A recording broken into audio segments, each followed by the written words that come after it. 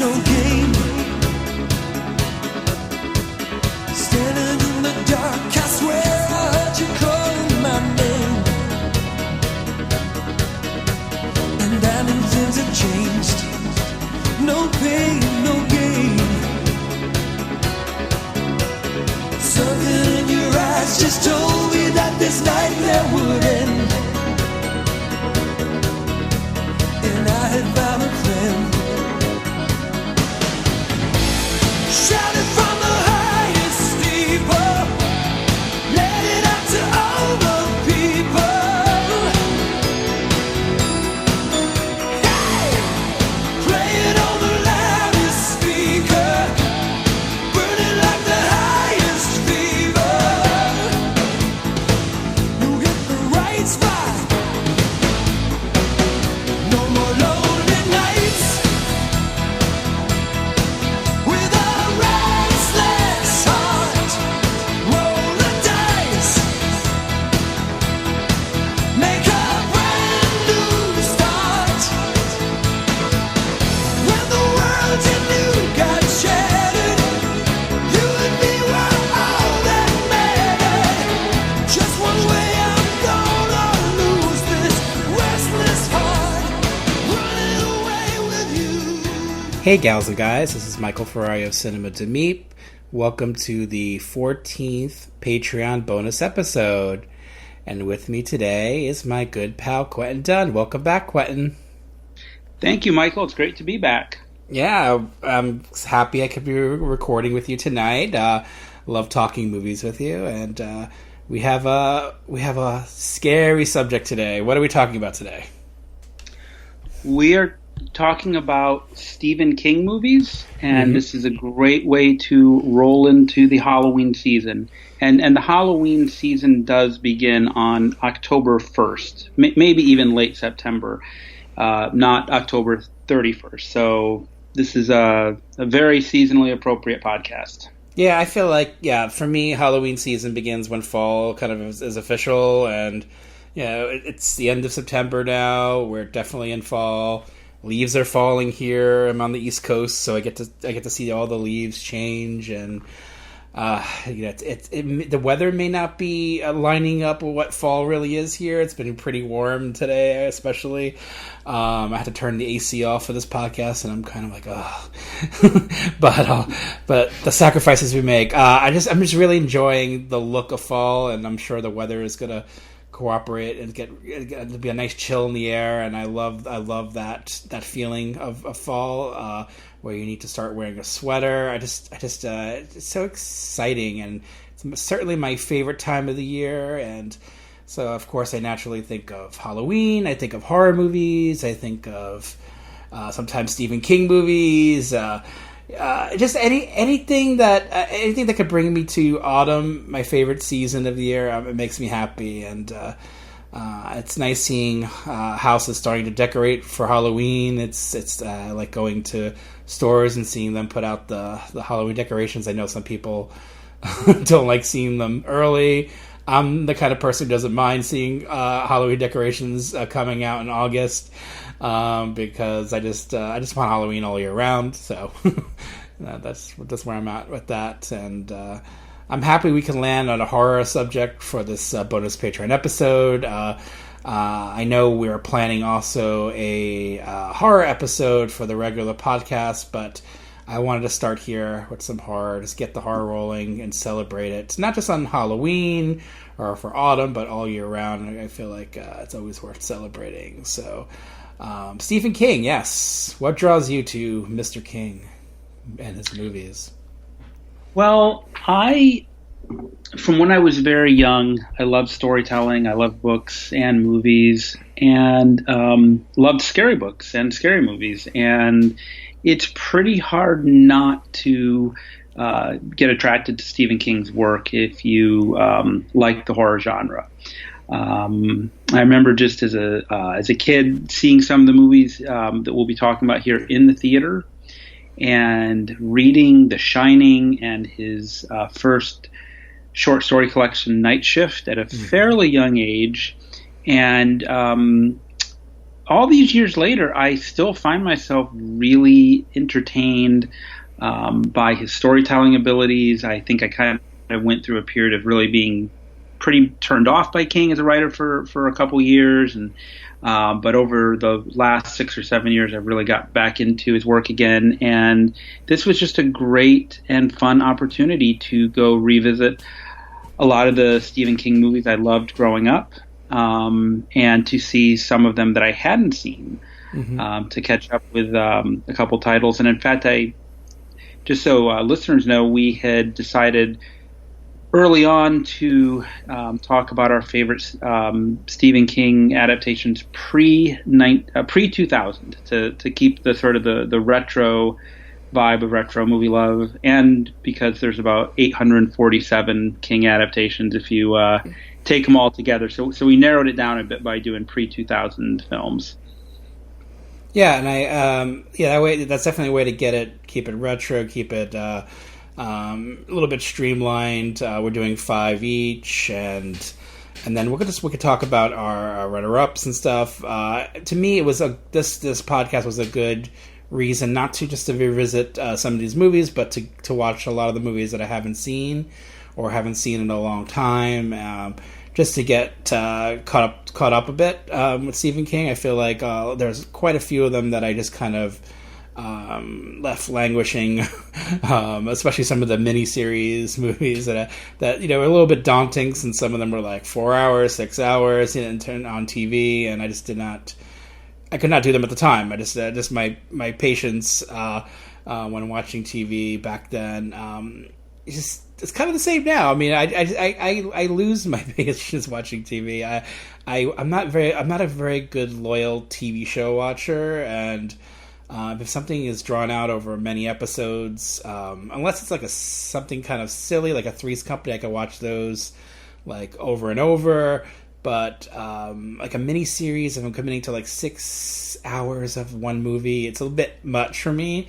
So there's quite a few of them that I didn't watch when they first aired. I didn't like commercials. I still don't like watching commercials. So maybe having things like on a streaming platform is a little bit easier to watch, so I could skip the commercials. But I got to revisit some of these things and enjoyed them for the most part. And it's nice seeing that some of my opinions on certain movies haven't changed, but also have some little surprises along the way.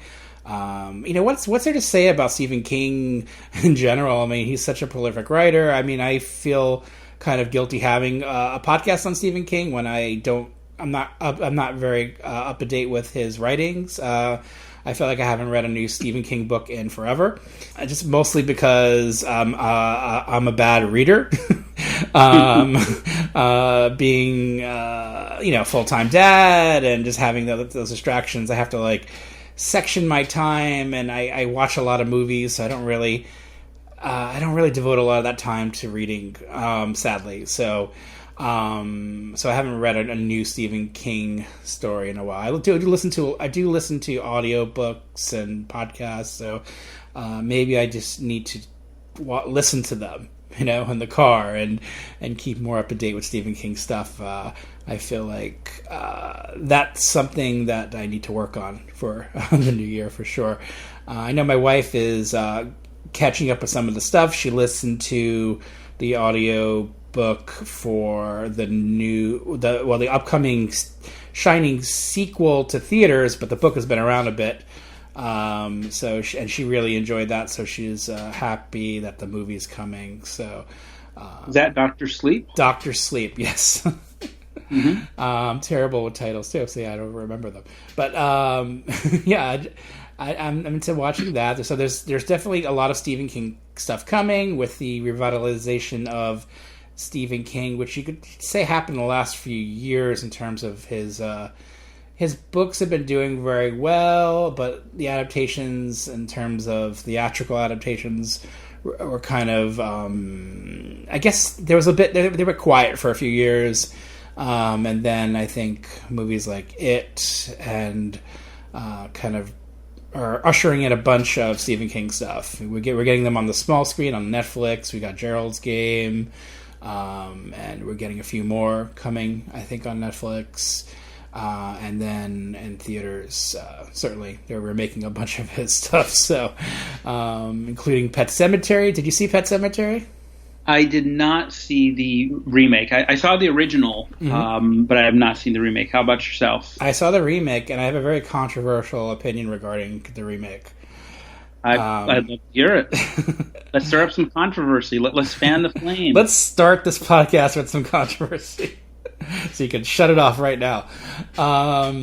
Yes, I actually really, really liked the remake of Pet Sematary. This is not a popular opinion, I know. I know a lot of people who did not enjoy the remake at all. They didn't care for the changes.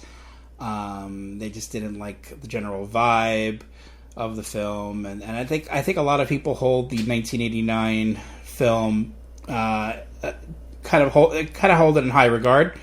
I'm not one of those people who ever did hold it in high regard. I like it. I think it's a well-made film. I think Mary Lambert did a really good job. But I'm not sure that story was ever correctly told on film. And I feel like the 1989 film is a little too... I don't know. The humor is a little too much there for me. Where the book I felt really dark and very sinister, and I think this remake kind of captures that more. Something about the remake that I don't know. Something about it.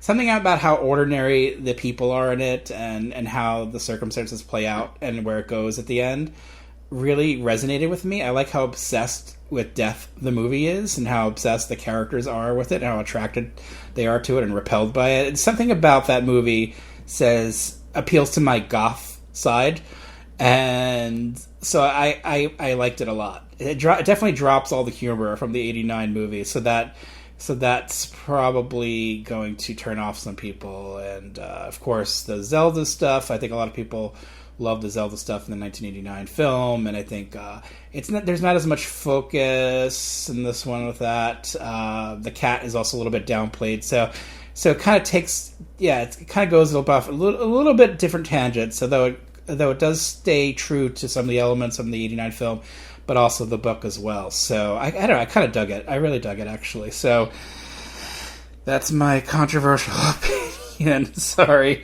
Don't be sorry if it's maybe controversial, but it sounds like it's very heartfelt, and for some reason the movie spoke to you, and I'm kind of intrigued, or at least more intrigued, to see it now. And I'm the kind of person who's pretty hard on remakes in general. I don't see the point of a lot of them, but I feel like this was... I was okay with this one. And I know Stephen King... He's on a record saying that he liked the remake. I'm not sure how much of that is to promote it. But I also know that he's not a big fan of the book of Pet Sematary. He doesn't regard it as one of his better books. He definitely doesn't. He likes the writing. He could appreciate his words and his style, but I think he doesn't like some of the themes of the book, and so I don't know if that holds true to the remake for him, but I certainly liked it. Let's talk about before we get to our fives. How about runner-ups? What do you got? Yeah, I tried to limit them to just a handful. But then there's one movie that I really want to talk about is a special film. It's not exactly on my honorable mentions, but it nonetheless deserves an honorable mention for how singular it is, and I'll save that after my honorable mentions. Mm-hmm. But I would say the three that really stand out to me are Cujo, mm-hmm. Which I rewatched for this, and King himself is a big fan of that movie. He actually said that he thinks Dee Wallace should have been nominated for an Academy Award. Agreed. For that. Mm-hmm. I was a little startled by just how abrupt the freeze frame is at the end, but hey, it was the 80s. The 80s were big into, freeze frames at the end. And have you seen it, and how did you, or I should say, have you seen it recently, and how do you feel? I haven't seen it recently. I don't know, I guess I have a bit of a, this is on my honor, it's on my runner-ups too. It's a movie that really disturbed me as a kid.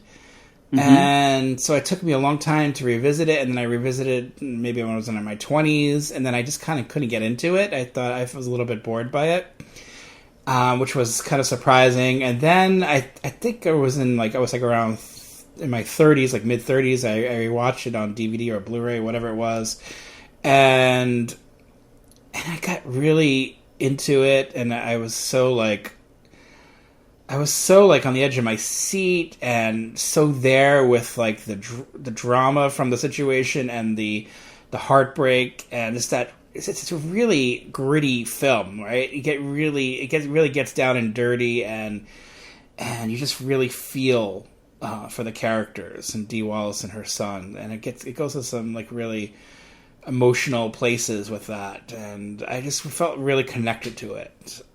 So I'm definitely due for a rewatch of it, but I feel like it's one of those emotionally gut-wrenching kind of movies that I really need to be in the mood to put myself through that emotional ringer.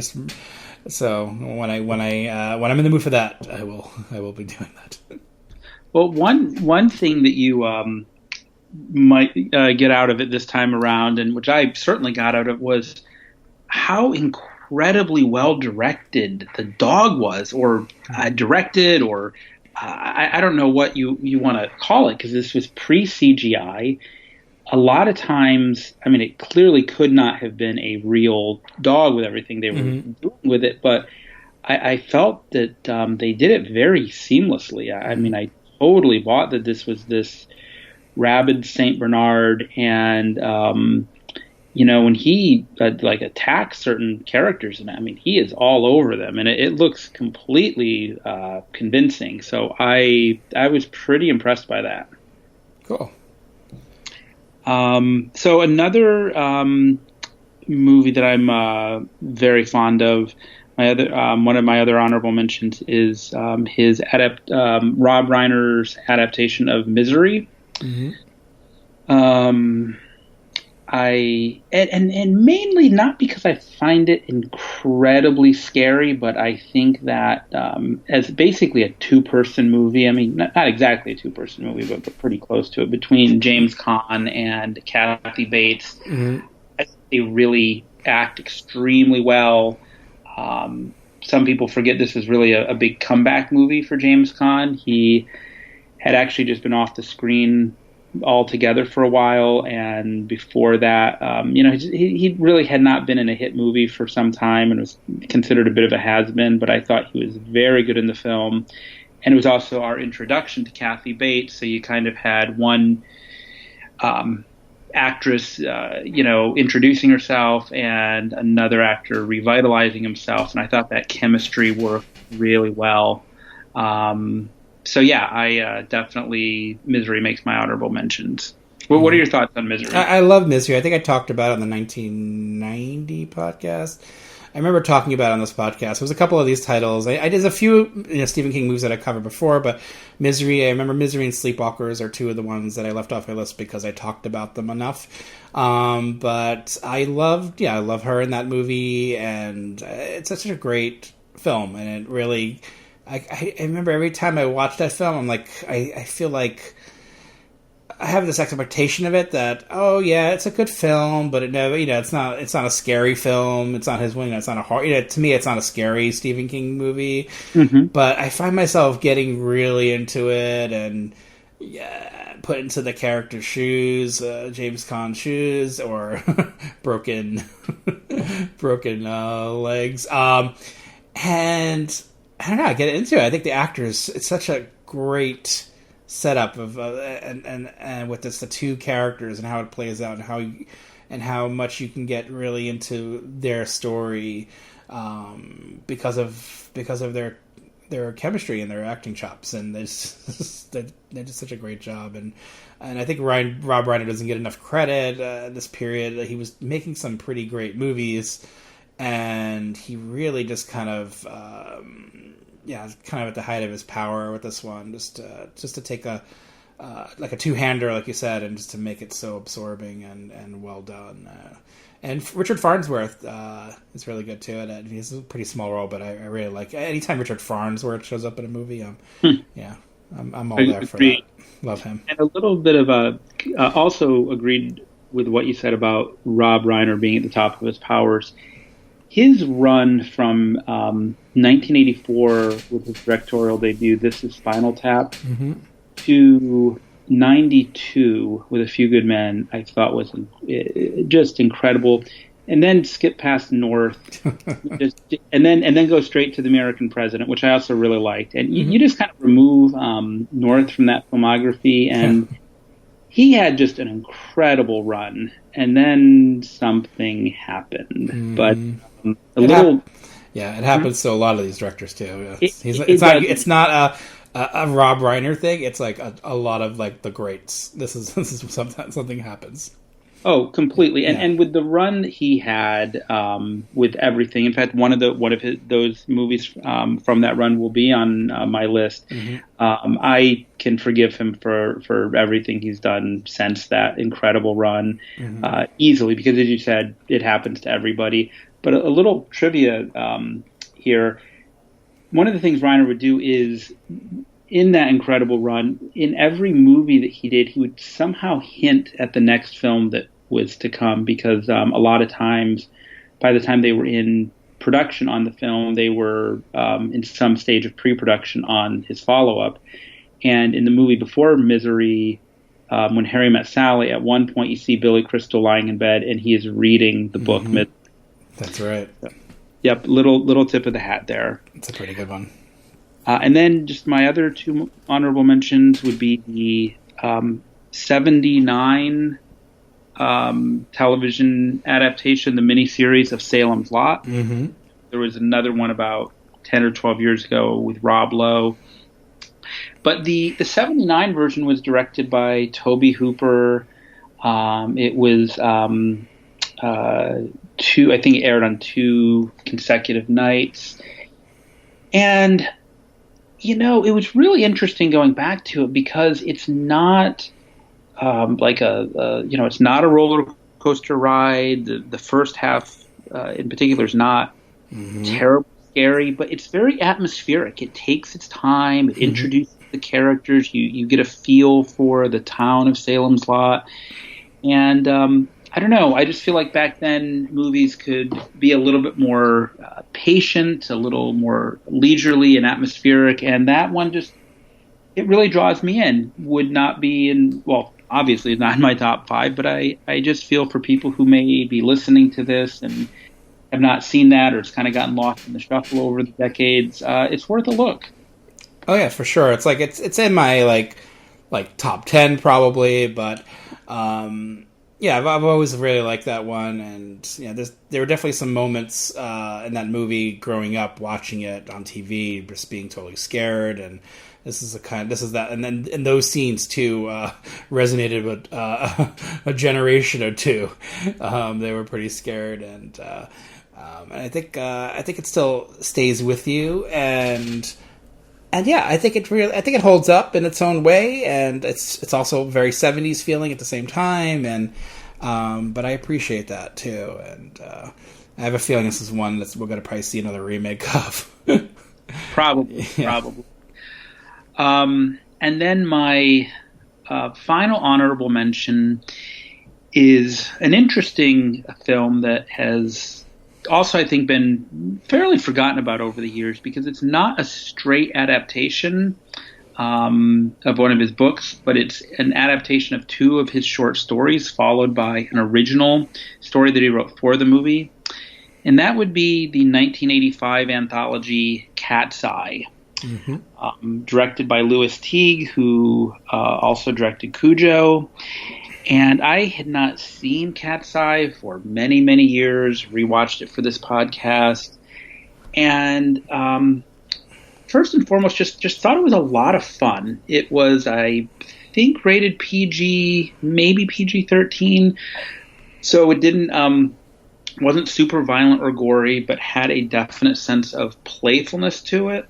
Mm-hmm. And one of the things that I'd completely forgotten about was there is indeed a cat in Cat's Eye. I'd actually forgotten that a cat links the three stories. And once again, the director, Louis Teague, works his magic with an animal. Mm-hmm. Somehow this cat seems completely believable. I assume it was a real cat for most of it, but the way the cat moves where it needs to move and, goes where it needs to go, it was really fun watching it. Mm-hmm.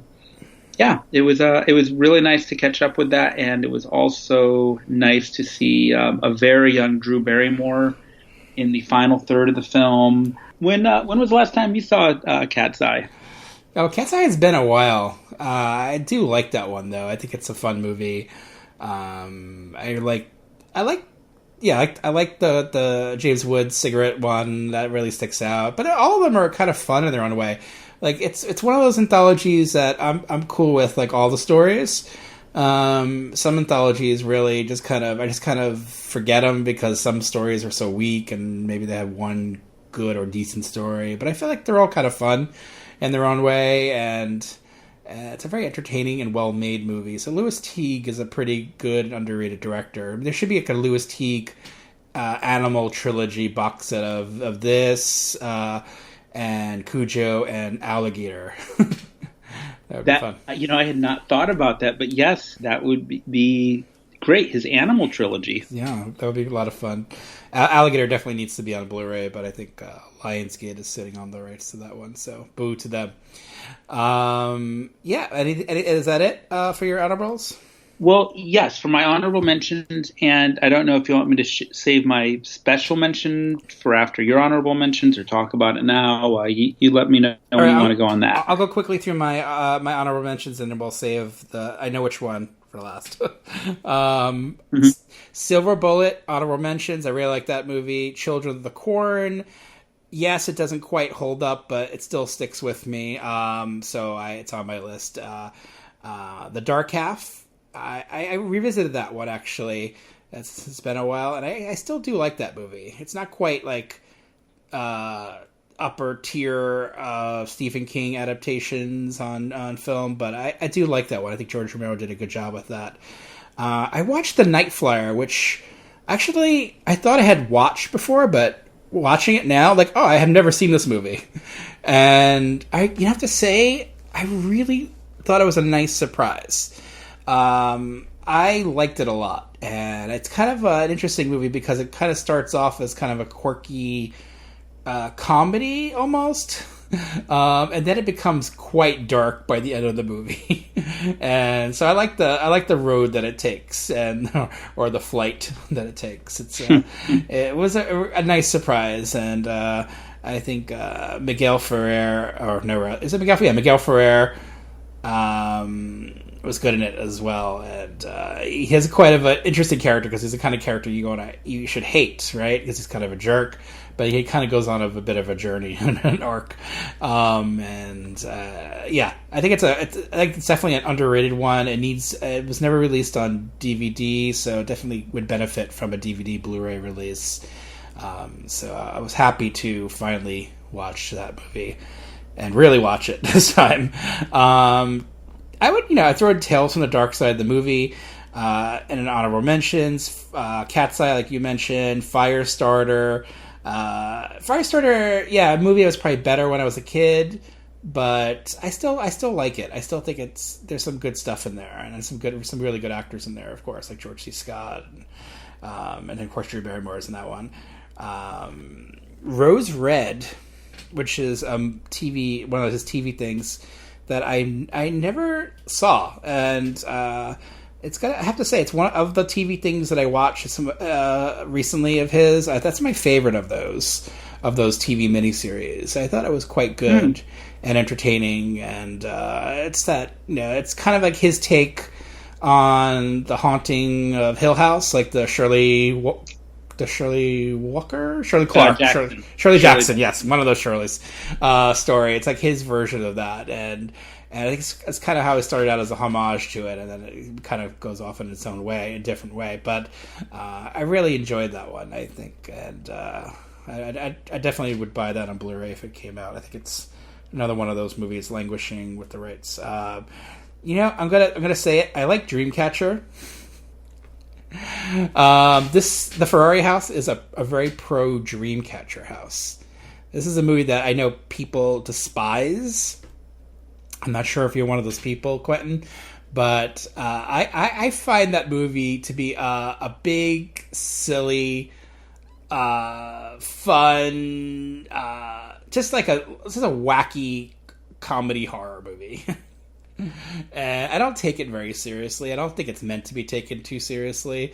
And I know it's a big budget, and it was kind of a bomb theatrically, or just a perceived bomb. I'm not sure what the numbers were on it, but I know people were expecting something great, and it's not quite that, but it is, to me, a lot of fun. Have you ever seen it anytime recently? Dreamcatcher is my single favorite movie of all time, actually. In fact, I know it. The only reason it's not on my list is I could talk about that movie for hours and hours and hours, and I just felt like I couldn't fit in everything in this podcast. No, I have actually not seen Dreamcatcher. But again, I really respect you for having a heartfelt, unpopular opinion and sharing it. And obviously a lot of people, I'm sure, worked very, very hard on that movie. And if it really clicked with you, then I think that's great. Yeah, I think the key to that one is to go in not expecting like a very serious film. Because while watching that movie, it's actually a pretty well-made movie, well-shot movie. Of course, it's a Lawrence Kasdan film. You'll see like that he's having fun with it. He's putting like some of the editing is fun. It's like he's using the same swipes that they use in Star Wars.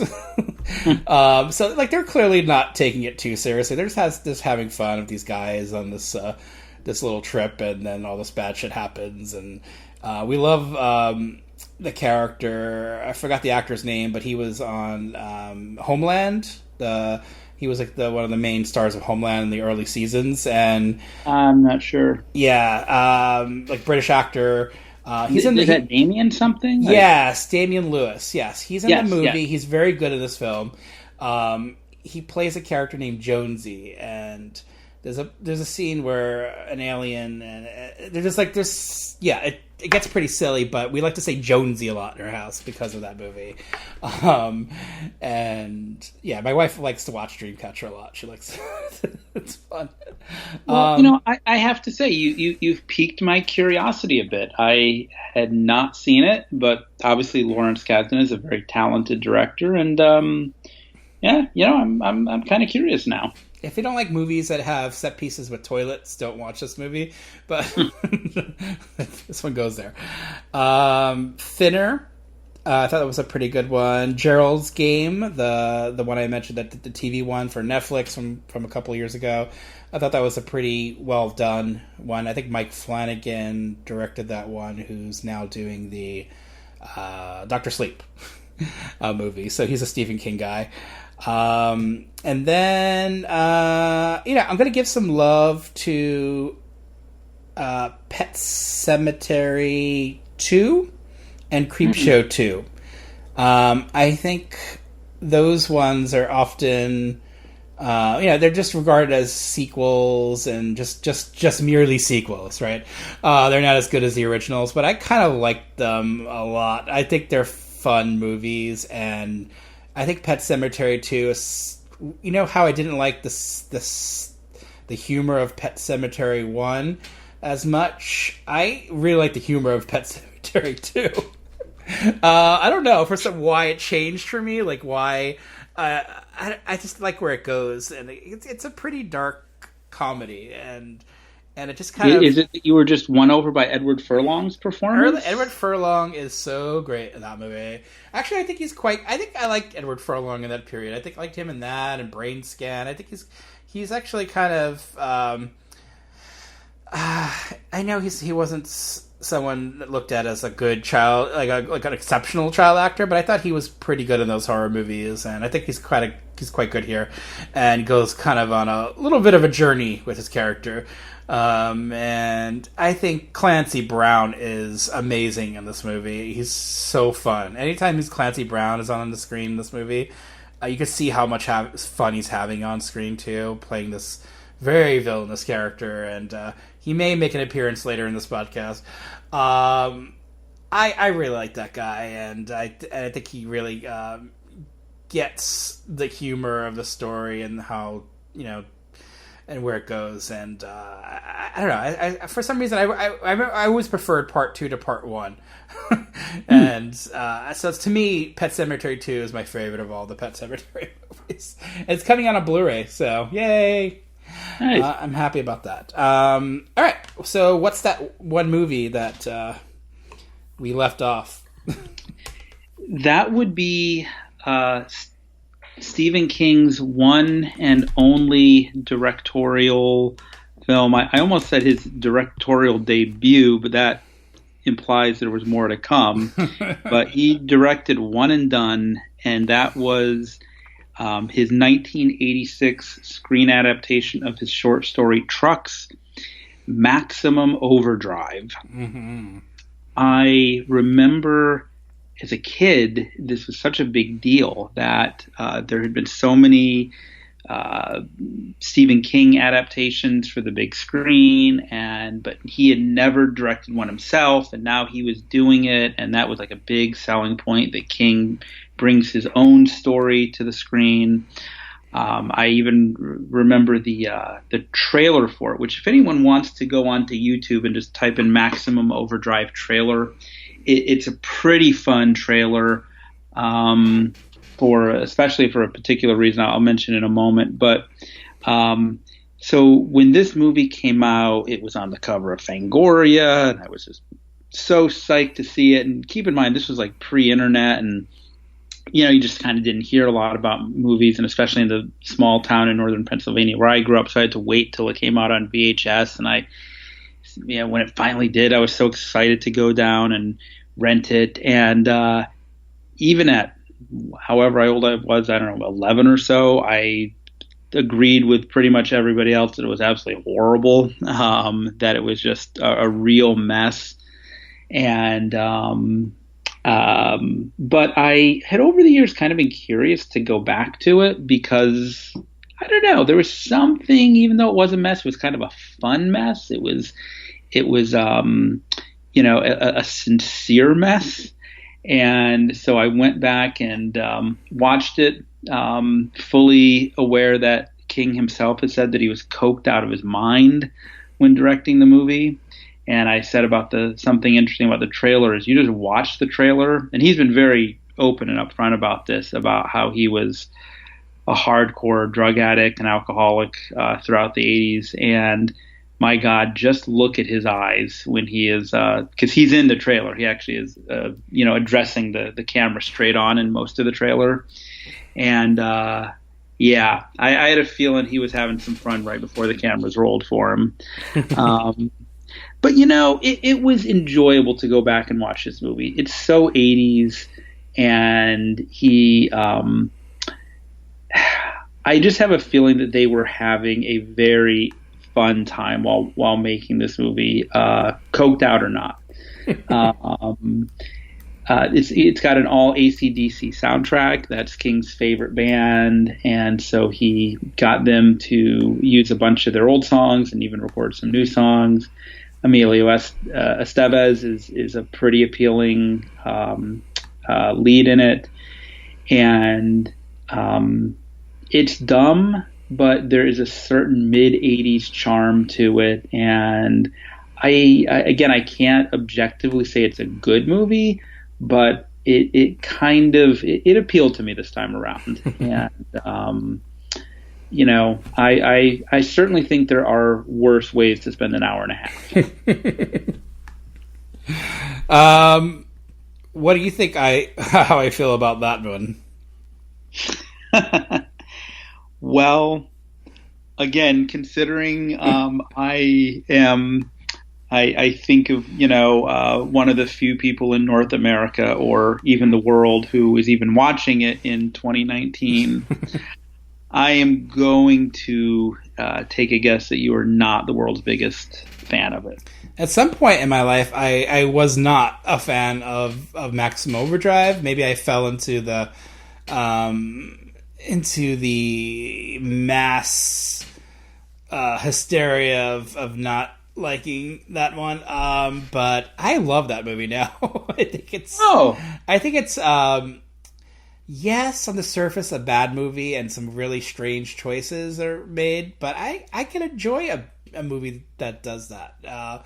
He was a rookie director, and he was under the influence, as we all know, it's become a legendary story, and he was, at the mercy of like producers and and going over budget, and all those things that happen, all those problems that can arise when making movies. And this is not a movie to have a debut on. I mean, this is a movie that involves many moving parts, including many moving vehicles, and it's amazing that they even managed to make something, and then to make something with like AC/DC music and have it be silly but fun. I think it needs more credit and more love, honestly. I know there's definitely a fan base for this movie. I think it's become a cult movie over the years, and I'm glad it has, and I love the Blu-ray that was put out a year or two ago, the Vestron release of it. I think it's a pretty loaded release. It doesn't have, of course, Stephen King on it, talking about the film from his current perspective. I'm sure he doesn't have fond feelings for it because it was pretty much not a great time for him as a person and making such a stressful project. But the outcome and that it's been in our culture for this long, and that it still works and resonates. And I think it does need more credit, more love, and I really find it hugely entertaining. There's some things in it that definitely don't work, and it could have benefited from a more dynamic lead, honestly. I think a little bit. Wait, are you contradicting my deeply heartfelt opinion that Emilio Estevez was a fine leading man in it? I could see where he would be like a fine, kind of quiet leading man in a Gary Cooper sense. Maybe, even and the leading actress, maybe not as much. So I think it could have benefited from more dynamic leads, characters you could follow. But the supporting cast is great. I think everyone else is pretty great and entertaining to watch, and that's very true of a lot of these Stephen King movies, even the movies we're talking about today. That's the way he writes these characters. A lot of these supporting players are just he just has fun with them, and that's definitely true of Maximum Overdrive and the movies we'll talk about shortly. So yeah, I'm definitely a fan of Maximum Overdrive. No, but I have to tell you, it kind of, I'm happy to hear you say that. Again, this was a chance for me to go back and watch a film that had been pretty maligned and that I did not like at all when I saw it. Mm-hmm. But there was something that kind of stuck with me that when I went into the video store, yes, I still rent videos, still love physical media. And so when I went into the Stephen King section, I go to a great video store in West Los Angeles called Cinephile, and they have a whole Stephen King section. And there were, as I'm sure you can imagine, quite a few titles there. And the second I saw Maximum Overdrive, I'm like, oh, let me check that one out again. And I really think that, in a strange way, if this movie had, come out 10 or 12 years earlier in, 74 or 76, and it had not been directed by a world-famous author, mm-hmm. I think it probably would have a much better chance at just kind of been having looked at as a really wild 70s cult movie. Mm-hmm. Like you said, it kind of developed a bit of a cult following over the years. But I definitely think it was, there was a lot of baggage with its release. Mm-hmm. And, but yeah, so I don't know, go back 10, 12 years earlier, lesser known director, and I think his reputation might be a lot better. Yeah, the expectations for that one were pretty. That was like, mid '80s Stephen King. I mean, he was like churning out some great books, and they were becoming great movies, and then and then Maximum Overdrive comes along, and people's expectations were a little Now, I'll just wrap up with one, or wrap up my thoughts on it anyway, with kind of I think an interesting little bit of trivia that also completely justifies this film's existence, which is that if there had not been a Maximum Overdrive, it is highly unlikely there would have been an Evil Dead 2, or at least an Evil Dead 2 as we know it, because King had been a very big fan of the original 1982 Evil Dead, and when he was making this film, he was making it for Dino De Laurentiis, who had produced some adaptations of other Stephen King movies, like Cat's Eye, and I guess they were looking at Evil Dead 2. The De Laurentiis Entertainment Group was looking at it, but so were a lot of other studios. And King said, "Hey, you got to make this film. You have to do the sequel because the first Evil Dead is incredible. These guys are really talented directors. Trust me, you're not going to regret getting on board for Evil Dead 2.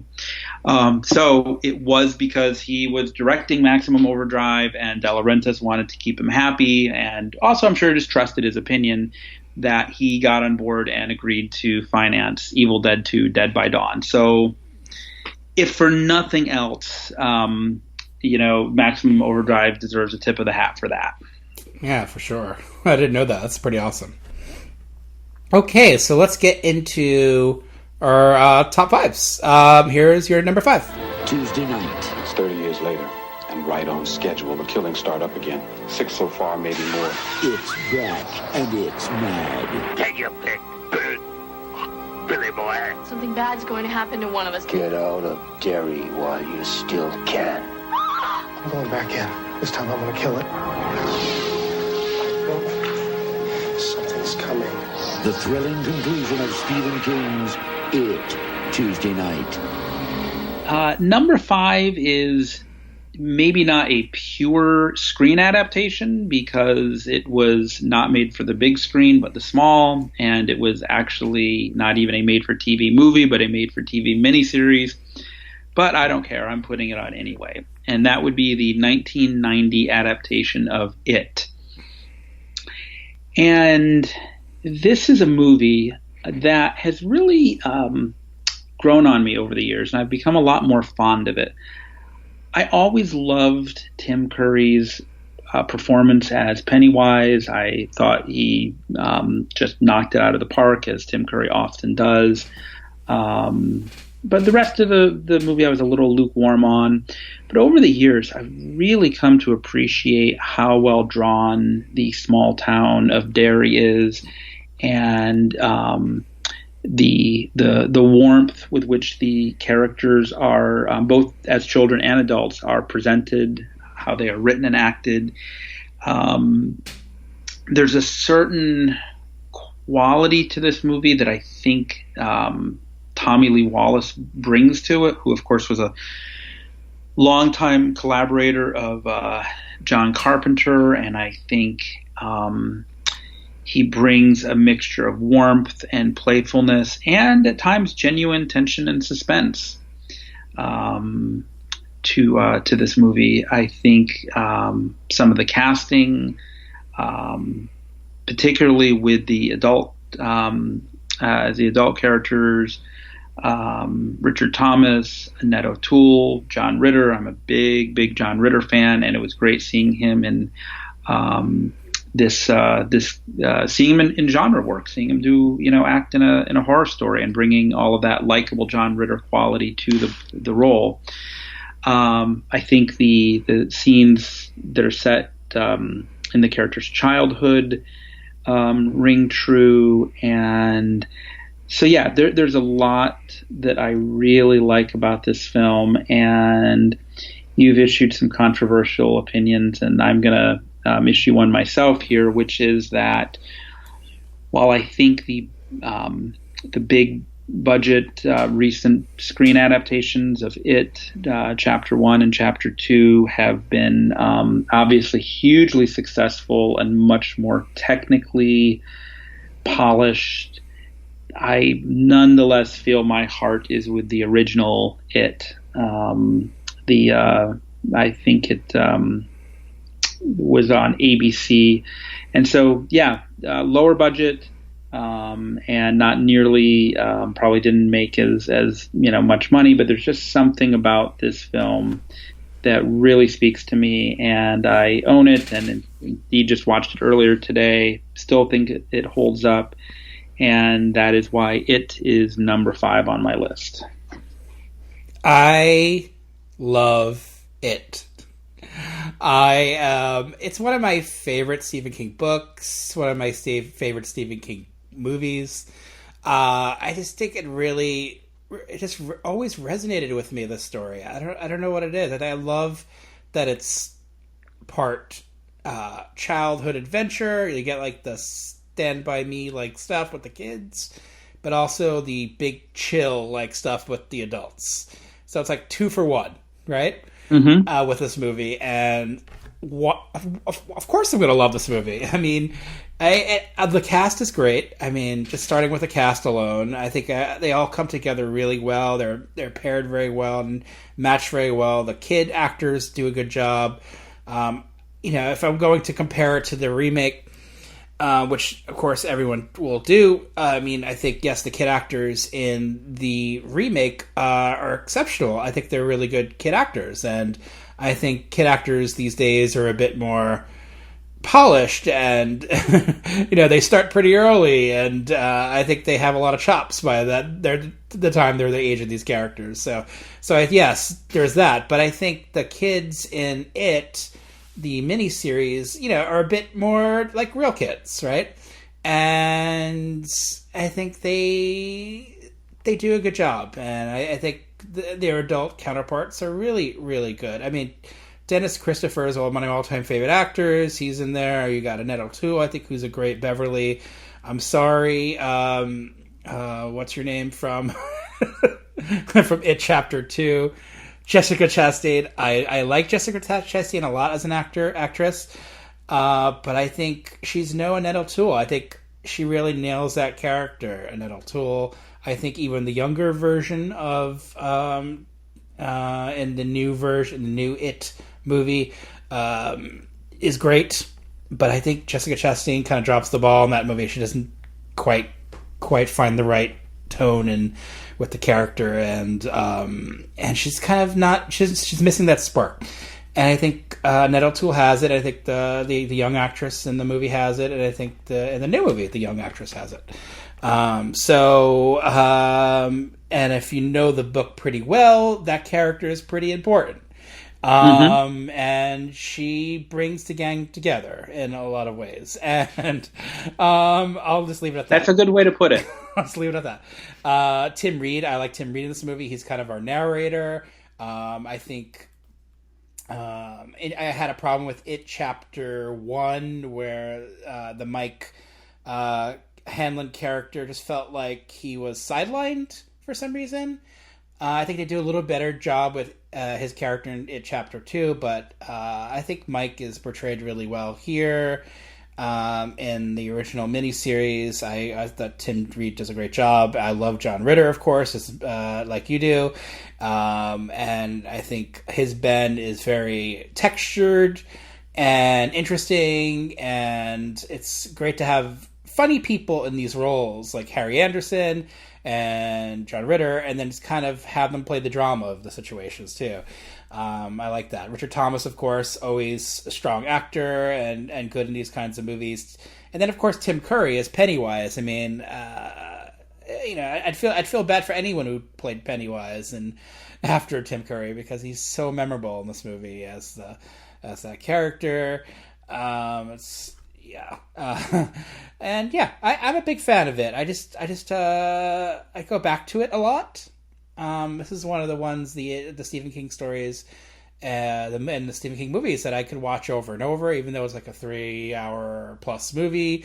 So I'm always there for it. I just get caught up in it every single time. So, and yeah, it's a TV movie. It has a disappointing ending. It doesn't quite, go to the places like the book does, but the remake kind of goes for it in a bigger budget way, and that's fun. And I kind of enjoyed it Chapter 2 more than it Chapter 1. I think it gets some things right where the first one didn't quite do it for me, but I can't compare it to the original miniseries because I just so love that movie. So, it just holds a special place in my heart. So, yeah, I'm glad you picked it. So it would probably have been in my top 5 for sure. Oh, nice. I had no idea how you felt about this, and I am delighted to have found a fellow fan. And, I think that you make a great point about how the child actors in the new version are a little more polished. Maybe just over the decades, directors have become a little more skilled with exactly how to communicate with them. But there's still just something about the unpolished quality of the original It, where I think it captures kind of the awkwardness and the tentativeness. I was very awkward saying tentative of those years really well. And they couldn't, because it was being shown on TV, they couldn't maybe being very explicit with the violence or gore or various other factors. And I think that actually ends up working in the film's favor because it suggests things more without having to rub your face in it. Exactly. Yeah, and I also just feel that they really sell the friendships amongst the characters, especially as adults. Like, I really believe these characters care about each other and they are deeply invested in their friend's fate. And I think that is very impressive. So yes, big thumbs up for it. And I missed seeing Olivia, like the Olivia Hussey character in the remake. I feel like they kind of dropped that character. They kind of dropped some characters, probably in the editing, but I like seeing that. I mean, it is a bigger element in the book than in the movies, but having this couple of spouse characters being bigger characters, but I think it works well with the story and how these characters come together. I think it's important. They have lives outside of their friendship, so. And it's interesting in the remake how like Derry is not really portrayed much of as a town. It's kind of I don't know. It's I feel like it's very insular. There's not many characters in it other than them, and I just feel like they could have expanded it more. But yeah, they did it for some reason. I really do like this movie. So yeah, I'm a big fan. My number 5, here's the TV spot. Arnold Schwarzenegger is forced into a deadly game on the highest-rated TV show of the future. No one has ever survived. But he has yet to play. Arnold Schwarzenegger is the Running Man. I'll be back. Rated R. Starts Friday at a theater near you. Okay, I went a little bit different with my number 5. This is a Stephen King story, a Stephen King book that he wrote under his pseudonym, Richard Bachman. And I think this is one of his last ones that he wrote as Richard Bachman. And it's not really, it doesn't feel like a Stephen King movie when you watch it, of course. It's not a horror thing, although there's horror elements to it. It's, it's definitely an Arnold Schwarzenegger movie. But I don't know, that's kind of the blend of that story with a Schwarzenegger movie is kind of what makes me like this movie as much as I do. I didn't quite care. It's not that I didn't care for this movie when it came out. I saw it in the theater. I remember seeing it it played up the block from where I live at the UA Marlboro. I saw it with the movie Ruskies. Do you remember that? Ruskies? Yes, I do remember. Yeah, it kind of came and went.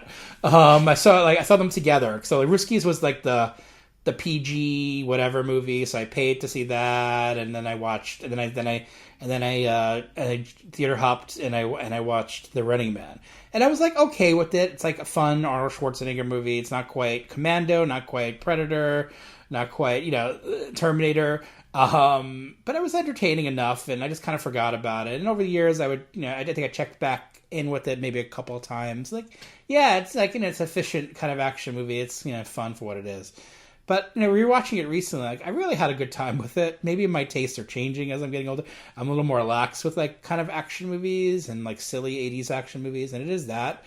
But I think it kind of it stuck with me more, and I thought it's like a fun look at a possibly very bleak subject of the future and how everything could become a game show, and how human lives are just not held as sacred, and you basically the working class are treated like cattle for a game show, and Stephen King has some big ideas with the story, but he writing this kind of in this format, he's having some fun with it, and having an adaptation to a very 80s kind of style like this movie is written. I mean, it's directed by Paul Michael Glaser of Starsky and Hutch. It was an interesting way to go. It's very spandexy. There's some big action set pieces, and but it's like really well done and entertaining at the same time. And it could be in one level a boneheaded action movie, but there's some thought-provoking stuff in there as well. There's definitely what I didn't realize when I was a kid, there's a lot of satire in this movie. This is a satire. This is not a movie that's like to be looked at as like basically like a basic action movie. I think there's a lot of humor injected into it, and smart humor in it. It's not quite the level of Paul Verhoeven smart satire with like RoboCop or even Total Recall with Schwarzenegger, but I think it's definitely there, and you'll notice it now maybe more if while watching it. But I think it's there, and you have fun with it if you don't take it completely serious, but also I don't know. Just know that there's some themes that are pretty well done and kind of hidden there in the message is kind of hidden in the fun.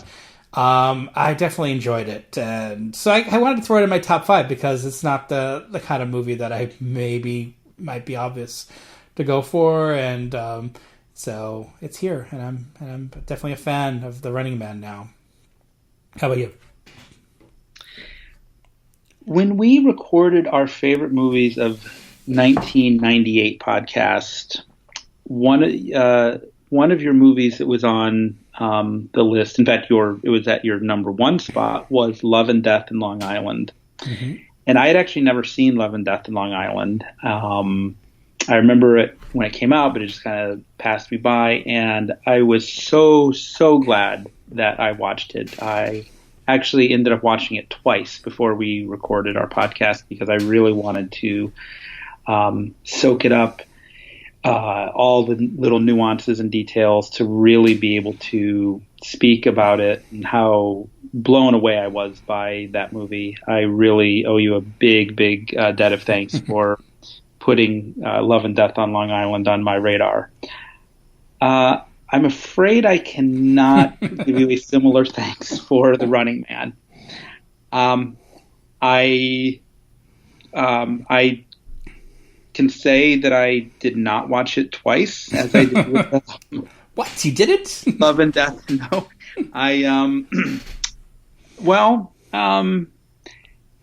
Stephen King actually has said that he wrote this book in a week. No joke. He wrote the book on toilet paper. I guess he had a week off from school. He wrote this when he was a school teacher, and before he became published. And I feel, and actually from what I've heard, the book is actually very good. I have never seen it or never read it, but I have a feeling that he could write a very good book in a week. But I get the feeling the screenwriter might have also written the screenplay in a week and lacked King's talent. What I will say was quite interesting, though, was that this is a movie, I guess, released 32 years ago in 1987, and it's set 30 years into the future. And what's amazing going back and watching it is it looks absolutely nothing like what 2017 was, but everything of what 1987 was. That's the fun of it, right?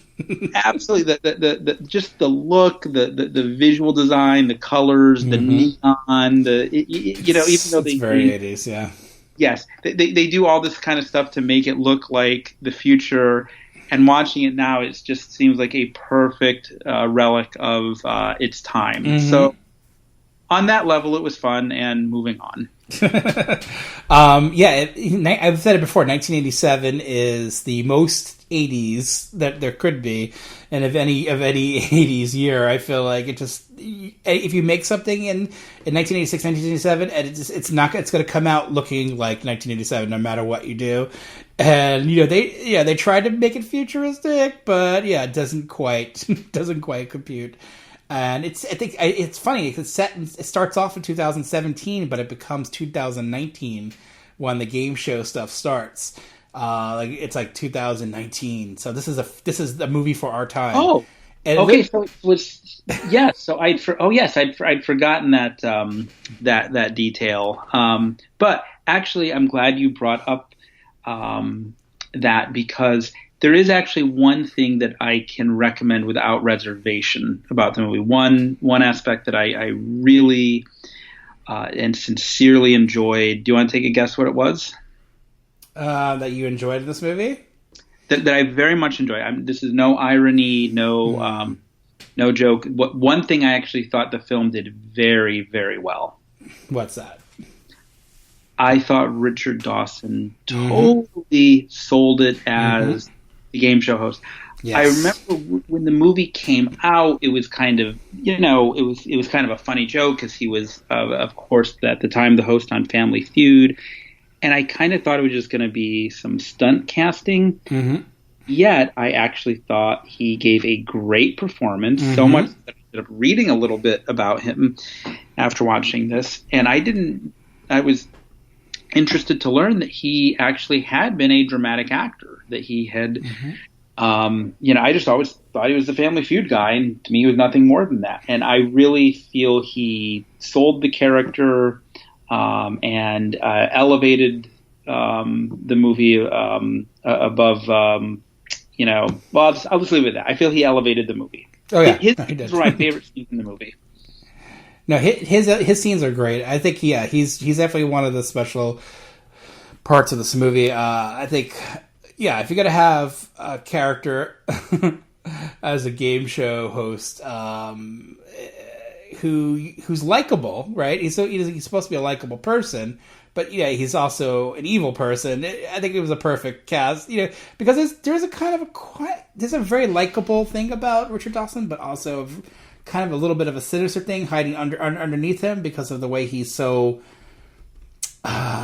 way he comes up at people, and he kisses them on these game shows. It's quite like alarming, especially for 2019. That would never even happen, right? It's there. I think it's there in his performance in this movie. I think he does a great job, and it's interesting having a character who's a game show host have so much power. And of course, here we are in 2019 with a game show host for a president. So this is a prophetic movie in a way. The dangers of having a game show host with that much power. Yes. Okay, let's move on to some top lists from listeners of the show.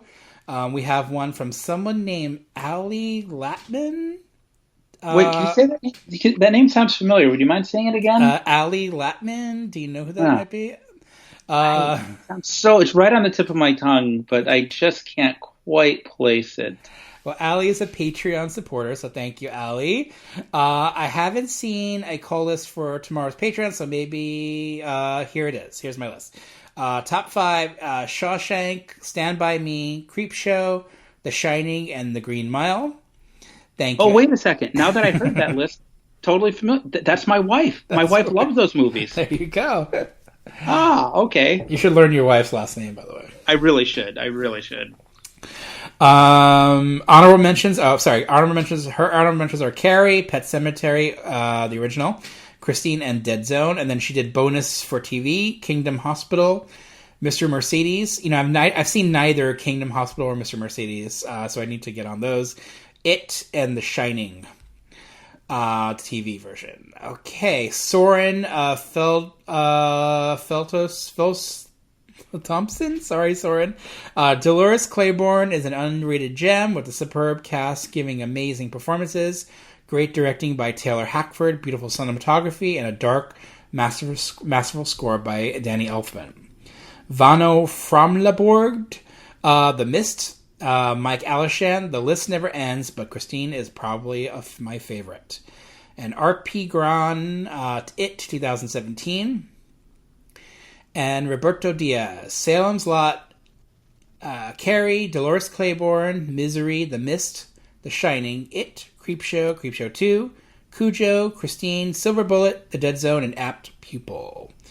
And our pal, my co-host, our mutual pal Ben Schur, Carrie, Pet Sematary, The Shining, The Mist, also Tales from the Dark Side, the TV show. My favorite episode based on a story was Sorry, Right Number. I need to revisit the TV show. I remember liking the TV show a lot. Okay, here's your number 4. Stephen King, author of Cujo and Carrie.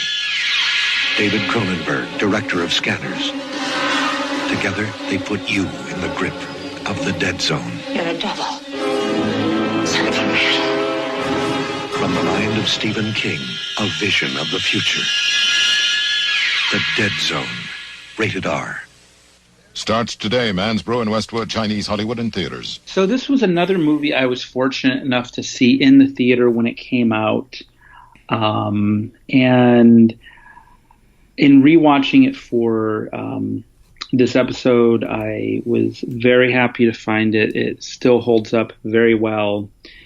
And I think this is not just a very good movie, but specifically a very good adaptation, because I love The Dead Zone, the book. I think it's one of King's most moving and emotionally rich books. And they had to cut a fair amount out because you just always have to do that, and there's a lot that goes on in the book during the 5 years in which the lead character, played by Christopher Walken, is in his coma. But I felt they really captured the heart and the emotional essence of the book. And I think David Cronenberg took at least what at the time was for him a more restrained approach.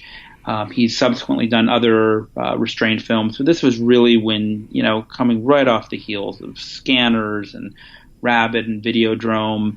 And I think he made a very wise choice to focus on the characters and the relationships and to get you emotionally invested in these people and their story.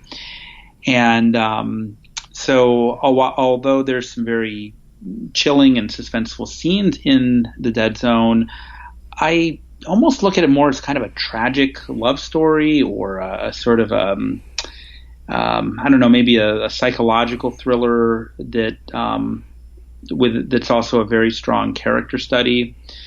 And it was interesting watching it with Martin Sheen, who has become so iconic as playing Jed Bartlett, the president in The West Wing, who is such a noble and decent and honorable politician. And here we see him playing the polar opposite, a completely sociopathic,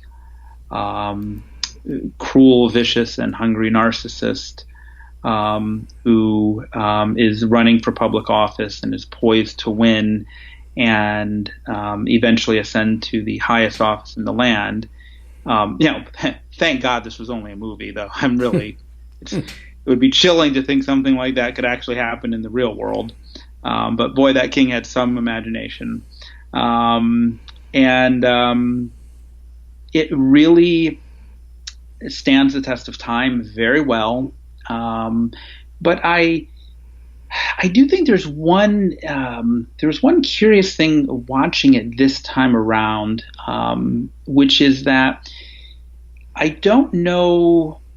I'm trying to remember what it must have been like to have seen this, for people to see this in 1983 as opposed to 2019, because at this point, Christopher Walken is such a character. I mean, he's not an actor who plays characters. He is the character so often when he's on screen. And given that the school teacher that he plays is supposed to be the ideal everyman, I mean, literally his name is John Smith, and I think only King could have done that and gotten away with it and made it work.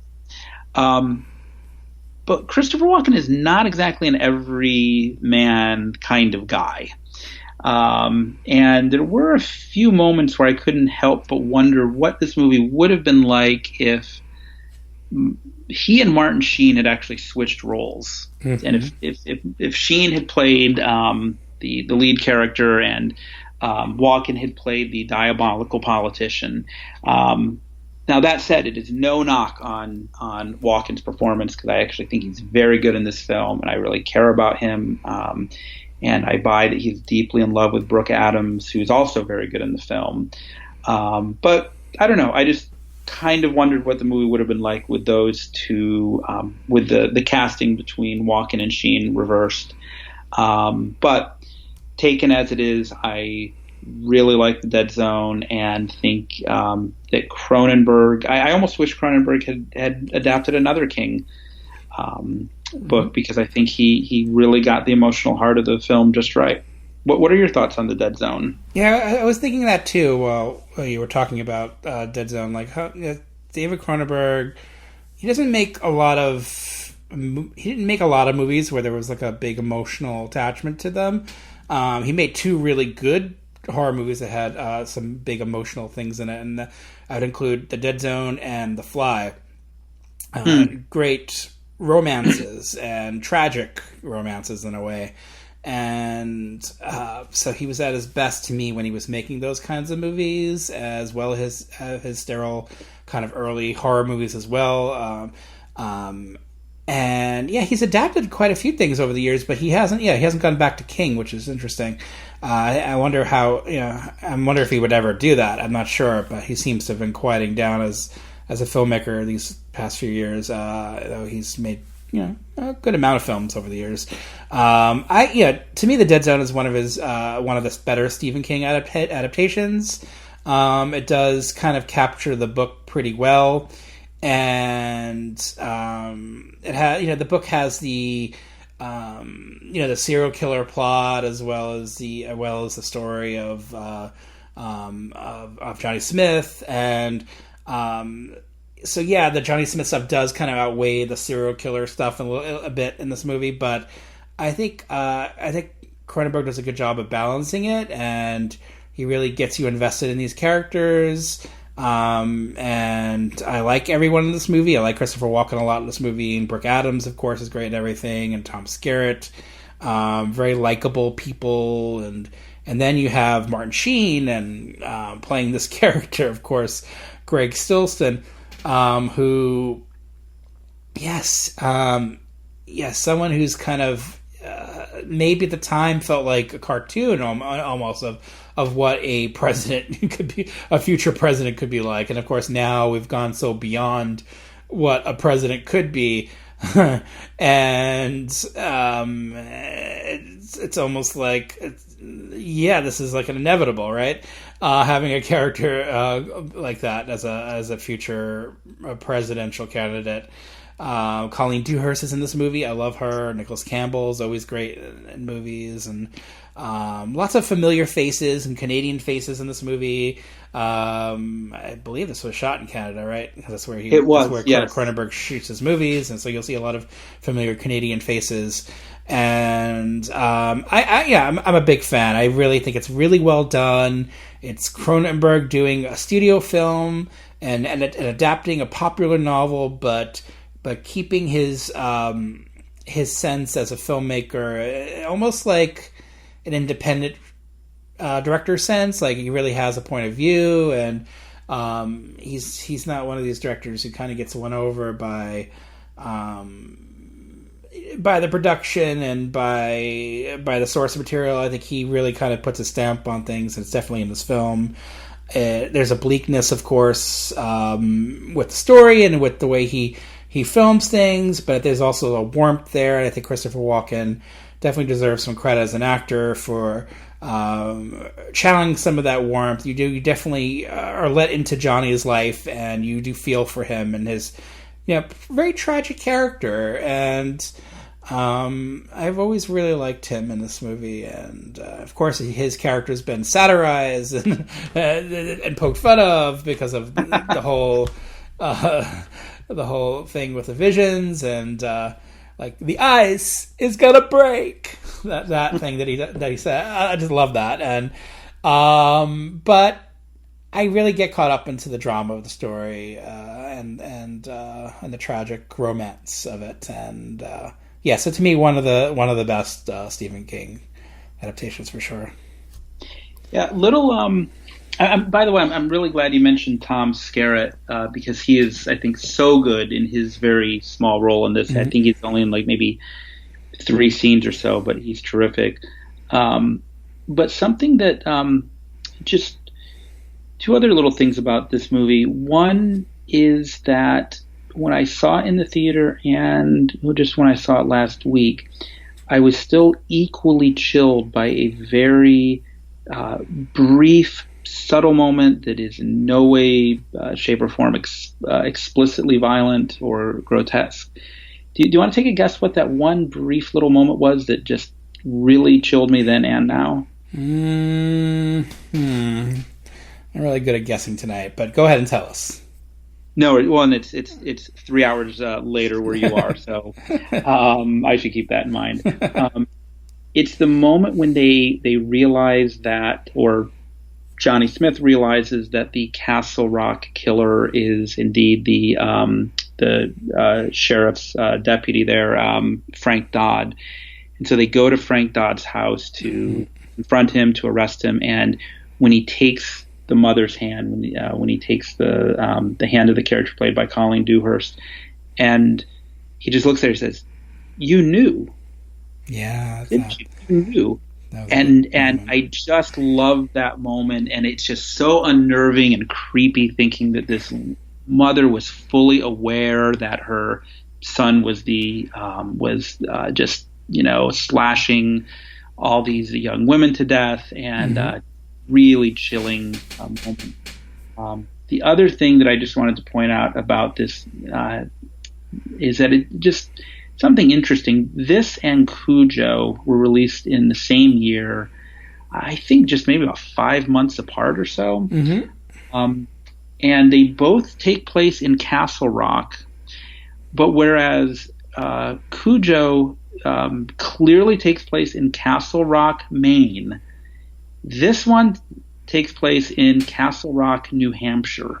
Interesting. I don't know exactly why that is, but you can see it several times. There are New Hampshire license plates, or people have New Hampshire signs up. It's not just a little continuity error. It is definitely Castle Rock, New Hampshire. Why that is, I have no idea, but it was just interesting watching the 2 movies back to back and seeing they take place in the same town but different states. Yeah, it's interesting. This was also the first. What's that? Isn't it fascinating? Really, aren't you glad I took 2 minutes? No. I mean, because you always associate Castle Rock with Maine. It's just sad. Yeah, I don't know why they went either way. Maybe it was like I don't know, some sort of. The Maine wouldn't let them do it. I don't know. Maine said no. We have enough Stephen King. This is like the first of the Dino De Laurentiis Stephen King ones, I think, too. So, yeah, that's the tone for him. I think because I didn't know they did Firestarter, right, and Cat's Eye, and a few others. So that's cool. All right, that's your number 4. Here's my number 4. The devil is in Castle Rock. From the best-selling novel by Stephen King. I know a great deal about the past. He's a con man, Molly, or something worse. There have been 2 murders and an attempted suicide. He's not a human being. Who are you? Kill them all. Let God sort them out. Needful Things. Rated R. At theaters August 27th. Okay, this is a Castle Rock production by 1993. Castle Rock had its own production company. Yes, Rob Reiner's Castle Rock Productions produced Needful Things, released through Columbia Pictures, of course. I saw this in the theater. I was a fan of the book. I think it came out like a couple years before. I don't remember the time. I'm not very good at remembering the timeline. I was a member of the Stephen King Book of the Month Club back then, and so I don't remember exactly when the books came out because I was getting them every month. And I remember enjoying the book and then going to see the movie and really enjoying the movie. And it's strange, like, how this movie is kind of held up for me over the years. I'm not sure what everyone's take on this movie is, but I think for me it holds up pretty well. It's an entertaining movie.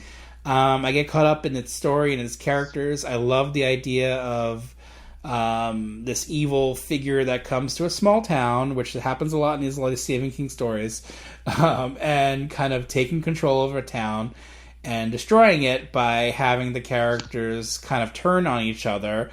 And he uses that with an item that they're attracted to, something that they wish, something that a little item in his antique shop that can lead them on a path to destruction, and how he turns good people into bad people.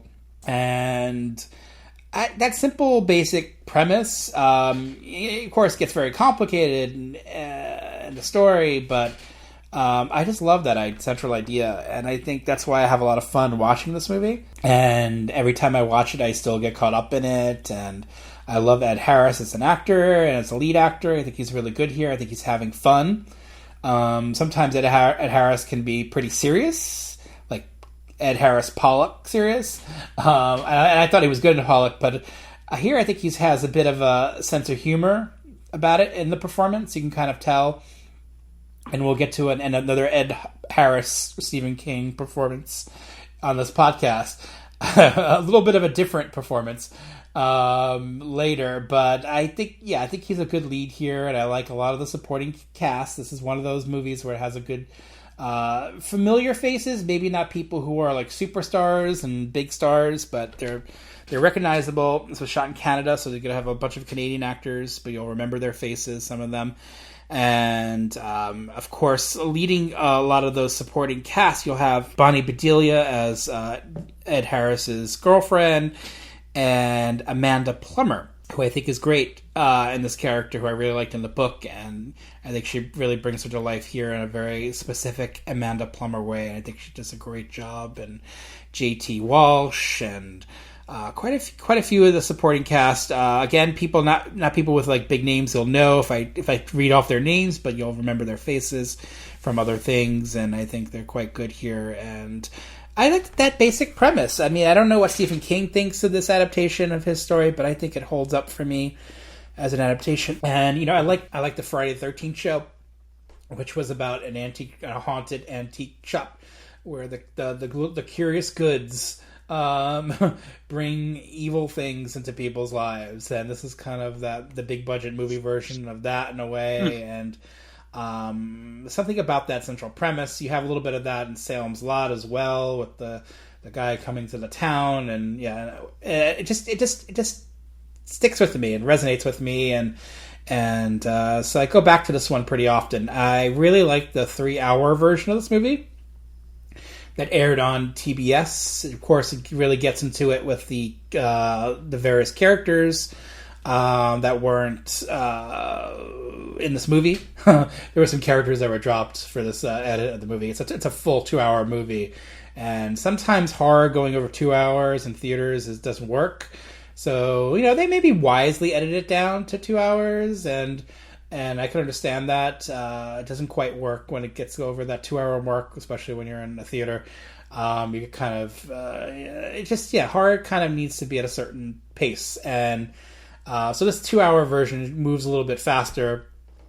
Maybe not fast enough for some people, but I think it does a good job at getting the story across.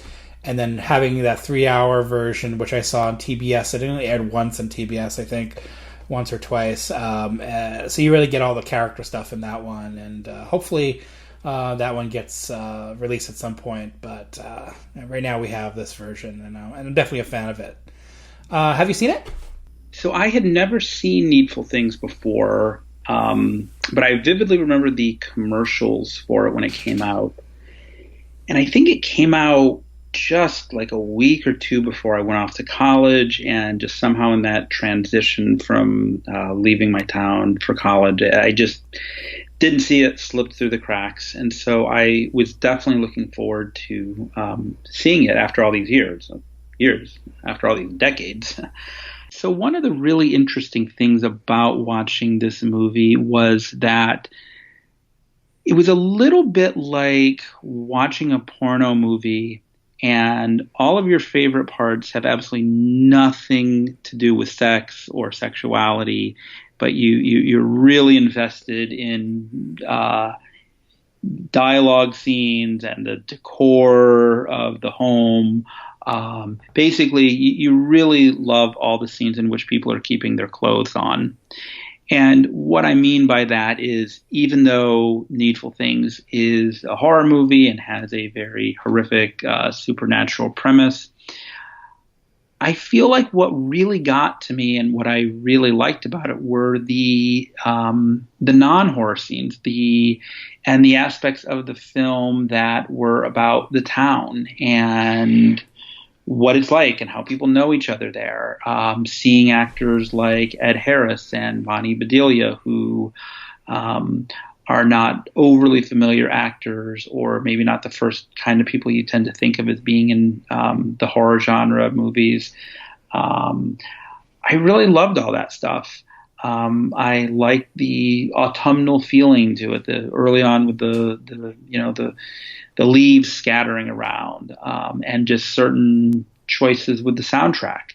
And this isn't to say that I disliked the horror stuff. I did not. I thought it was fun and entertaining. But yeah, I don't know. Like I said, I guess almost like, watching a boxing movie in which you like all the scenes where the characters are not fighting more than when they are fighting.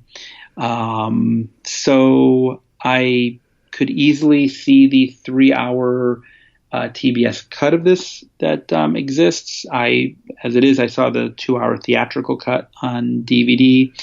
But I feel like I can almost just spend more time in this town and just kind of getting to see little aspects of it, and kind of check out the side characters and things like that. So yeah, I like Needful Things, but not for the reasons that I would have expected going into it. I feel like if it did a remake of Needful Things, it would be the devil comes to a small town to have people harass each other on the internet. Yes, that is true. Well, but the only thing is, I kind of feel like if you remade this movie, you wouldn't even need the devil in it, because the internet is the devil. Exactly. There doesn't have to be the suave, mysterious stranger enticing people into doing terrible things. People just gleefully do them all on their own. That's true. We've come so far. I like that this was directed by Charlton Heston's son. That's kind of fun. I think it was something like Charlton Heston's son directs Max von Sydow, who played Jesus in a movie about the devil, Yes. So that's the way it was kind of sold, which was kind of fun, that idea of it. And it has a lot of fun, this movie, with it, but it also takes things seriously as well. And I think J.T. Walsh definitely goes over the top, but in a really entertaining way, in a very J.T. Walsh way, because, J.T. Walsh was a character actor who definitely took it he definitely never held back, right? Yes. He could be subtle when he wanted to be, and he definitely was subtle in some roles, but he definitely took it to the next level, and he definitely does that here. And I really do miss J.T. Walsh in movies. I have to say, I think we lost him definitely too early, and I think he was a lot of fun here in that character who's kind of a character you would normally hate, right? Because he's like this jerk, right? From the beginning, but he makes him an entertaining jerk, and it's one of the reasons why I like to watch this movie, because I really do get into the characters and how like mischievous the story is, and how they kind of turn on each other, and how they're manipulated by Max von Sydow's character. I think that stuff is just fun, I just want to see that, and there's a bit of that in like some of other Stephen King stories, but I think this is a good distillation of like of what he does in those stories in one movie, and it's the concentration of that on in this particular story. I think is just totally fun, and I'm into it, and I kind of want to go back to the book and reread that one. It's been a while, so it's always kind of held a special place for me. So, and I saw it in the theater. It was like another movie that was like playing up the block from where I live, so it was really easy to go see it. So. It didn't do too great at the box office. It kind of, it was released, like dumped in August of that year. I probably would have benefited from being an October movie, since it is a fall movie, right? Oh yeah, I completely agree. Yeah, and but I think they didn't have a lot of faith in it, and so Columbia kind of released it at the end of August. But I think it needs a little bit more love. That's why I definitely put it here. So let's go on to your number 3. Let's hear it. Tales of horror that will give you the creeps. This is going to be extremely painful, Mr. Verrill. The most fun you'll ever have being scared. Creepshow. Rated R. Now playing at a theater near you. So once again, I was lucky enough to see this on the big screen when it was first released.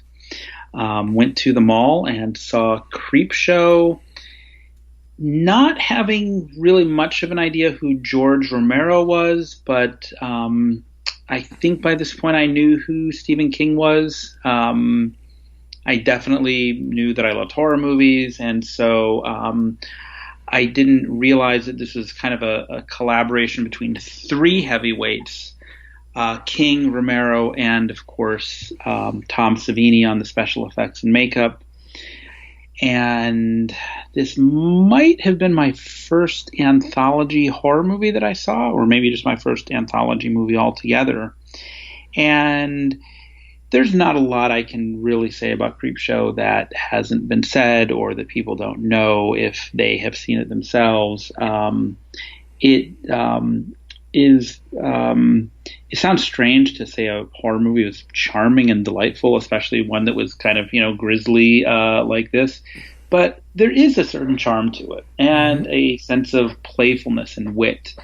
They were King and Romero had spoken about how they were really trying to capture the feel and flavor of those 1950s comic books like Tales from the Crypt and The Vault of Horror. And I think that they really captured a kind of a comic book movie. And now, of course, movies based on comic books or trying to have a comic book feel tend to be, hugely budgeted movies with massive special effects and crazy set pieces. But this was aiming for something more small scale, and I think it hit the target perfectly. As with any anthology, you're going to like certain sections more than others. But to me, I think that there's not one section out of the 5 that I dislike. And indeed, I absolutely love the first one. I love Father's Day, and I love Something to Tide You Over, and The Crate. And this is the kind of movie that when I watch it, I feel like the cast and crew were having a lot of fun making it. I think last year for October, my wife and I, Allie Lapman, who the aforementioned Allie Lapman, who yes, I really should have known her name, but thank you for the reminder there. We watched the Scream Factory special release of it, and it looks absolutely incredible. The special features on it are great. So for people who love Creepshow, it's really worth it to check out the Scream Factory special edition. I think it's two Blu-rays, a 2 Blu-ray pack, and there's a certain again, just playfulness, and I think the special effects are fantastic. So yeah, I am a big Creepshow fan, although I do also like Creepshow 2, and I'm glad that made your honorable mentions. I don't think it's at the caliber of the first one, but it does hold a near and dear place in my heart. So that's yet one more reason that I love Creepshow, is it actually spawned a sequel that I enjoy. What are your thoughts on Creepshow here, Michael? Oh, Creepshow. I love you, Creepshow. Maybe my favorite horror anthology ever. Definitely. I think it is. I think it's up there, number 1. Number 2 would be After Midnight. I love both of those horror anthologies. Creepshow gets the edge because it is so well made. By George Romero. This is the first time I think Stephen King had a crack at it as a screenwriter, I think, right? He wrote the screenplay for this one. Oh, that's great. He does a good job here. And there is definitely some wit, like you said, with the screenplay, with the way it's made and what it's trying to do with this format and how it's paying tribute to these comics, right? All the stories kind of hold up for me. The Crate, Something to Tide You Over, Father's Day, The Creeping Up on You. All of them do do what they do and do it well. And they creep me out, some of them. Like they're creeping up, but that bug creep, that section really gets under my skin. And I credit that segment of the movie for giving me the bug phobia that I have to this day. So thank you, George Romero. Thank you, Stephen King, for giving me that phobia. Seeing this at a tender age of 7 in the theater. There's a good amount of humor there, and a lot of great actors, of course. Hal Holbrook, Adrian Barbeau, Leslie Nielsen, E.G. Marshall, Ed Harris, and his crazy dancing in this movie. Fun to watch. You'll see clips of it online. Ted Danson, of course, in the Something to Tide You Over segment. It's the first time I think I saw Ted Danson in something. Maybe I think that he was good there, and all the other actors like Carrie Nye is great in Father's Day. Everyone really in this movie kind of brings it, and Vivica Lindfors, of course, always unforgettable actress, and her voice, of course, and Stephen King himself. In the Jordy Verrill segment, first time, right, actor, and from the screen, and I think yes, he made his directorial debut with Maximum Overdrive and his screen debut with Creepshow. Sympathetic as this character, and I really like him in that movie, and. You'll see like George Romero, his stock company with like Galen Ross. You remember from Dawn of the Dead is in there. John Amplas is in there, and Joel Hill, Stephen King's son, is Billy, right in the epilogue. And Christine Forrest, his wife, George Romero's then wife, she's in there. Tom Savini. He's one of the Garbage Men guys in that epilogue. Tom Atkins, right? Gotta love Tom Atkins. He's there in the epilogue. This is a movie where the epilogue's just as good as the stories, which is very rare in these movies for the epilogue to be as good. I think the epilogue in maybe why I like this one and After Midnight so much, because I like the epilogue so much in these movies. I think the wraparound stories are really good. So yeah, I'm a big fan. I go back to this one. I got the Blu-ray, the 2-disc Blu-ray from Scream Factory. Before that, I had a UK special edition DVD of it. It had the big feature-length making of documentary on it. So I've been a Creepshow fan for a long time, and it does extend over to the sequel for me, because it does capture some of those stories really well, like especially like the one with the raft thing, and in part 2, I think that's really well done. But maybe some of the wit that was behind Creepshow 1 is not quite carried over in part 2 as well. But I think they're two good films. I haven't seen the new Creepshow series on Shudder, I believe. I'm not sure I want to without George Romero or Stephen King's involvement. Seems kind of pointless to me. I mean, right? These are the guys who made Creepshow, what it is, and what they were inspired, of course, by EC Comics. So, but I think without them, to me, I'm not drawn to that series. Also, I don't have Shudder. Don't care for Shudder.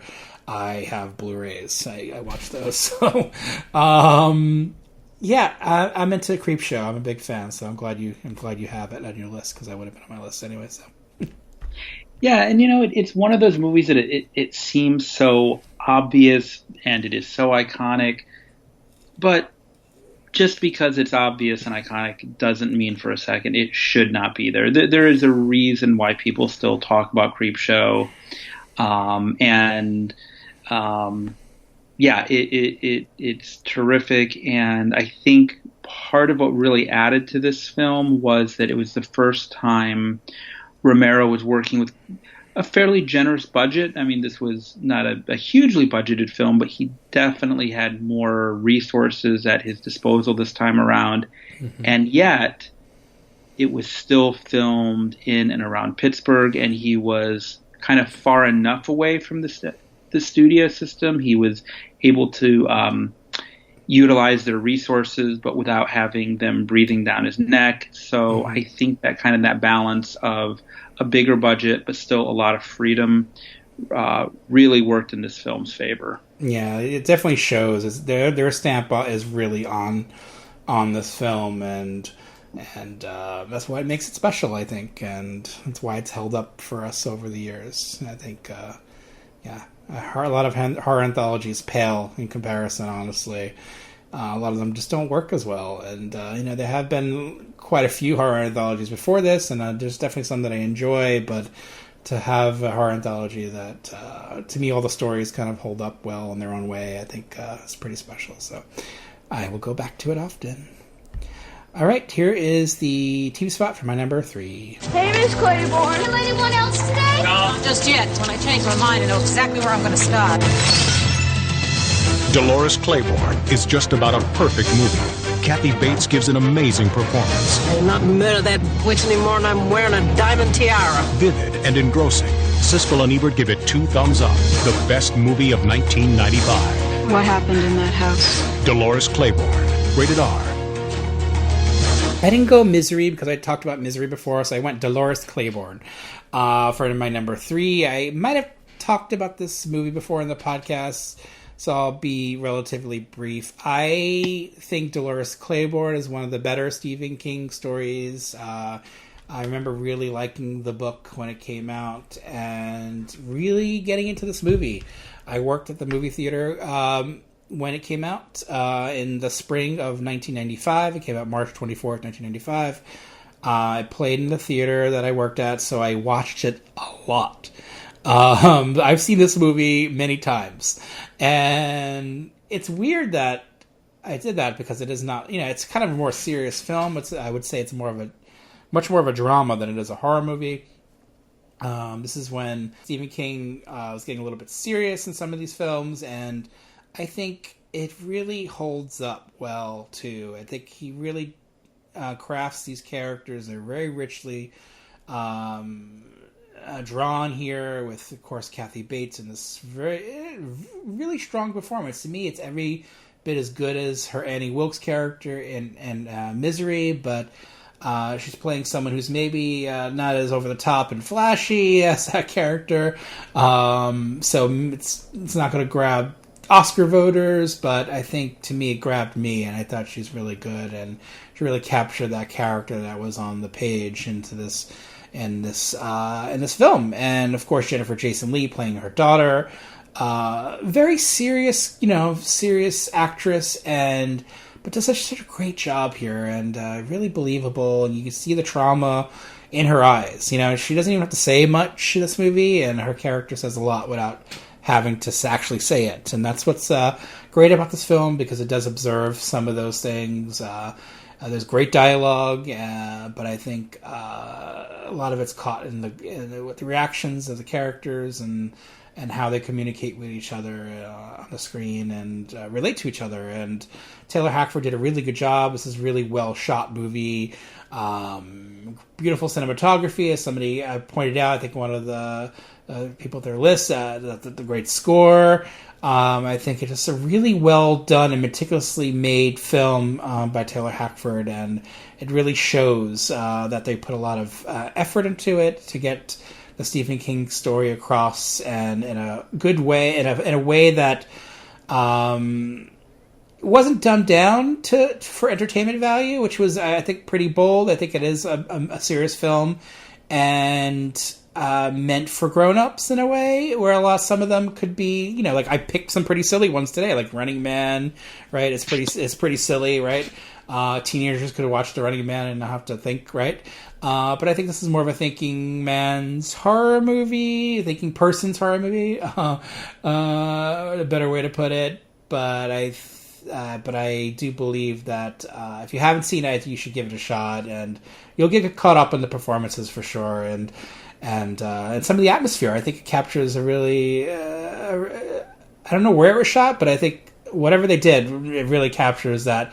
It really felt like the things that I imagined in the book, which I think a good adaptation does, and it's rare to do that as well. So I applaud it. I'm a big fan. How about you?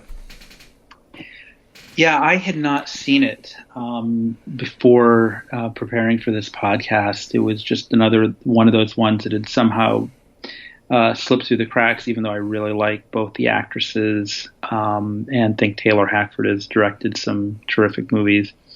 But the wait was worth it. I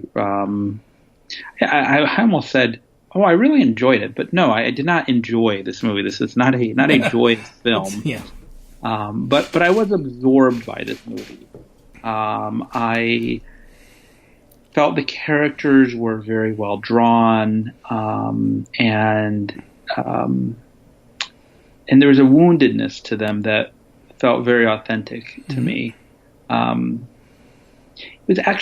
It was interesting in some ways watching this movie in the Me Too era, and just a lot of things that have come out about ways in which women have suffered certain mistreatment or abuse and were or were not taken seriously at the time.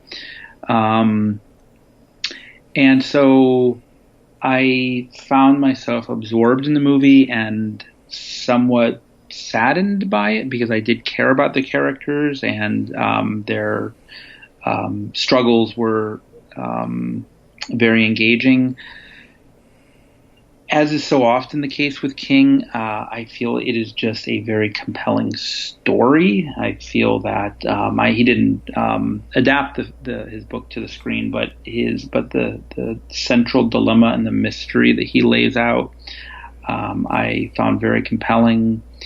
You mentioned the score, and you said that somebody else had mentioned the score who wrote in. Completely agree. Very atmospheric film. You asked about where it was shot. I believe it was shot in Nova Scotia. Mm-hmm. And that makes sense, yeah, for that story. Mm-hmm. Yeah, and actually Kathy Bates has stated in an interview, I don't know how recent this interview was, but that this was her favorite screen portrayal. She was the most proud of her performance in this movie of anything she's done. Yeah, there's a lot going on in that performance. She's like strong and fierce, but also delicate and fragile, all at the same time. It's so layered, so layered. Yeah. And otherwise I was glad I finally saw it. Yeah, great stuff. I mean, and then some of the supporting cast, like David Strathairn as her abusive husband and abusive father. John C. Reilly shows up in this movie as I think he's like a deputy. Eric Bogosian's in there as the boss, Jennifer Jason Leigh's boss, and even the woman who played the woman that she works for, the very tough woman who has some great lines in this movie, and I think she was great too. Her name was Judy Parfitt. She plays Vera Donovan, and some very memorable lines like sometimes being a bitch is all a woman has. There's some great stuff in here, and I think I like when Stephen King focused on women in some of his books, and I think it was interesting seeing it from a male point of view, like how a male writer can draw these really rich female characters when they're that in touch with the women, and he certainly Mr. King had a strong woman by his side, taking care of his family and him and supporting him over the years. So I wonder how much of that spilled over into the story and a few other of his books, and these richly drawn women. And of course, this one focuses on abuse and the abusive nature of the relationships between each other and how they're strained. So he really just creates a great, compelling story, like you said, and so I'm really a big fan of it. So I'm glad I could put it here. It did pretty decently at the box office. It made $25 million. It wasn't quite Misery like level box office or awards. I know they didn't get much recognition, but I think like even Kathy Bates said, I think it's her favorite performance. I think she's absolutely phenomenal in the movie, and the big draw to watch it, as well as some of the other things we mentioned today. All right. Those were number 3s. I'm going to read off some more lists from pals of the show. Chris Stanton carries a classic close behind: Stand By Me, The Dead Zone, The Mist, Cujo, which is severely underrated, and Boat It's. I also love The Shining, but it's not very close to King's book. And there's a reason we're not talking about The Shining today. And that's because I don't think it's a very good adaptation of Stephen King's book. And of course, Stephen King will agree with that. So, as we know, quite famously. I think it's a good movie, and I think it's a pretty great movie, and a very entertaining movie, but not a very good Stephen King movie. Leo Logan, Dolores Claiborne, The Dark Half, 1408, Salem's Lot, A Pupil, Hearts in Atlantis, and Needful Things. Joff Woodman, Creepshow, The Shining, and Misery is pretty good. My pal Jason Blanco, one that remains relevant and devastating as ever in its implications is Storm of the Century, transcending the small screen with its bleak profundity. Besides quality crowd pleasers like Misery and Stand By Me, the more astute of us also realize how elegant and sharp Romero's Dark Half is. One of my favorite Chris Young scores, too, which is saying something. And how chillingly beautiful B.D. Cronenberg's Dead Zone. Last, Mike Flanagan's Gerald's Game is prescient as fuck. The widely reviled Graveyard Shift is a guilty pleasure for its unrelenting griminess and consistently sly sense of humor down to that parting shot. And Mark Pavia's The Night Flyer is real deal horror, beginning cheekily and ending fiercely. Thank you, Jason. Pretty great list there. David D. Leon, The Shining, Salem's Lot, and Carrie. Celeste Heike, Christine, Carrie, The Shining, Dolores Claiborne, It from 1990, The Stand, and a very special place in my heart for the Langoliers. David G. Saul. 5, Carrie. 4, The Running Man. 3, The Dead Zone. 2, The Mist. Number 1, Creepshow. And Maximum Overdrive, which exists in a dimension in which nothing can be ranked. Which is true. Leon Saul. Sure, Creepshow is fun, and The Shining is a masterpiece. But I also want to give a shout out to Sleepwalkers. Early 90s batshit bliss to the nth degree. So much fun. I wish I just knew what Stephen King was smoking when he came up with those one-liners. I know those one-liners well, and I go back to that one for some reason a lot, because it's so much fun, that movie. Of course, that's the movie that Stephen King wrote for the screen, and I have a blast while watching that one. Brad Yasuda. Well, shit. If you're sitting comfortably, we'll begin. In no order: Carrie, Creepshow, Silver Bullet, Maximum Overdrive, Needful Things, the TBS cut, Battleground from Nightmares and Dreamscapes, and Golden Years, the full series. Okay, thank you guys. I'll read off the final list at the end of the show.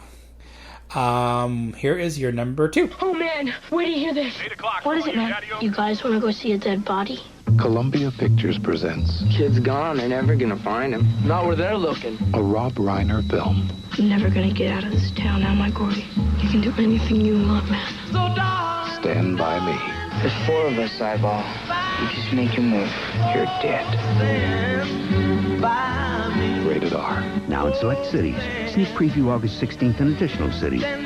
So when I was putting together my top 5 list here, I thought for a moment about specifically doing horror movies, or at least supernatural themed adaptations of King's work, because we are heading right into the Halloween season. And when I think of Stephen King, I think first and foremost of horror movies. But ultimately, I just decided to really go with my heart and what are my actual top 5 favorites without, trying to get too self-conscious about it. Which led me to rank Stand By Me number 2 on the list. Once again, this was a movie I saw in the theaters when it came out and was really moved by it, especially because I was right around the same age as the characters. I think I was almost 12. I was just a few months shy of turning 12 when I saw this. And even though it was a story set in the past and about an experience I had never had, going to try and find a dead body, it nonetheless really clicked with me. And I actually remember seeing it with my dad. And that was interesting too, because my dad would have been roughly the age of the characters at that time. I think that it's set in 1958, I believe, and he would have been just a few years older than those characters, but it clearly moved him very much as well. I'll actually always remember at the end when we cut to the Richard Dreyfuss character, who also narrates the film, finishing what he's writing, looking up and kind of seeing my dad's eyes sort of watering, and so I think this is a film that touches something touches us very deeply. I think the way Rob Reiner, this was the Rob Reiner title that I said was going to be on my list. I think the way he directs the 4 young actors is a really terrific. I think this is one of those movies from, I think, earlier in the year, Lucas came out with the other Corey Haim, and I feel both Lucas and Stand By Me are incredibly thoughtful and gentle and compassionate in how they depict their teenage characters. And the movie is, God, I think it might even be like 89 minutes, or it's like 90, maybe 91 tops. I mean, it's a very lean film. But I feel it packs a lot into that, into its relatively brief running time, and it's a period film that feels timeless, and as I said earlier, in terms of believing that about another movie, in terms of believing the characters really care about one another and are invested in their fate. When we were talking about It, I think that's the same thing here. I think King is very skillful at depicting childhood and the emotional ups and downs, and temporary alliances, and sometimes temporary hostility between children, and just really a terrific movie. And I think it was actually filmed under the movie's working title was what King had given in his novella Different Seasons, which was The Body. They didn't come up with the title Stand By Me until deep into post-production, I think. But it seems like it could never have been called anything else. It's funny. It was called kind of a sleeper hit. I mean, if you look back and you read the reviews or you read things, people did not really expect this film was going to do all that well or find that much of an audience. And it again, you actually see the final product and you think, my God, how could they have not had faith in something this beautiful? In fact, I think when I submitted my list for the 1986 podcast you did with John Donahue, I wrote that if you don't like this movie, you should seek immediate medical attention on account of having a cold and black heart. And I still very much stand by that. I stand by my observations about Stand By Me. Absolutely love it. I believe you talked a little bit about this maybe in your podcast with Eric Threlfall and the Corys, but even so, I would love to hear whatever you have to say about it now. Oh yeah, I think I talked about it a couple times with Eric, and then with John, because he taught. Mm-hmm. I think that's this one ranked pretty high on his list in 1986, and rightfully so. I think Stand By Me is a great film, a great coming of age film, and so well done by Rob Reiner, who again needs to get credit for these movies and his run in the 80s into the early 90s. I think he just really captures the heart of the story so well, and lets these actors, directs them in a way where it brings out the best possible things in them to make these characters come alive, and more than a lot of other Stephen King stories, I think these characters are pretty rich. These kid actors do such a great job. We were talking about how the kid actors these days are pretty, they have a lot of chops by that age. I mean, this cast was really assembled really well back then. These are the kids who were really good actors, like at the top of their game, like all of them really, and then they would go on, of course, to have great careers. And of course, River Phoenix, tragically, his career was cut short, much like the character in the story. Corey Feldman went on to a teen career, of course, a very popular teen career, and then of course went to different directions. But I think you have to give them credit, because they all did such a great job. They had such great chemistry with each other, and the way they bounce off of each other is just that dialogue is so well done. You can see why the movie was nominated for a screenplay, because it's so well written and captures what Stephen King did on the page, but for the screen so well. And was this one that was kind of shot in like the Pacific Northwest, I feel like? Yes, Oregon. Yeah, it feels a little different, but also could be, could be Maine too.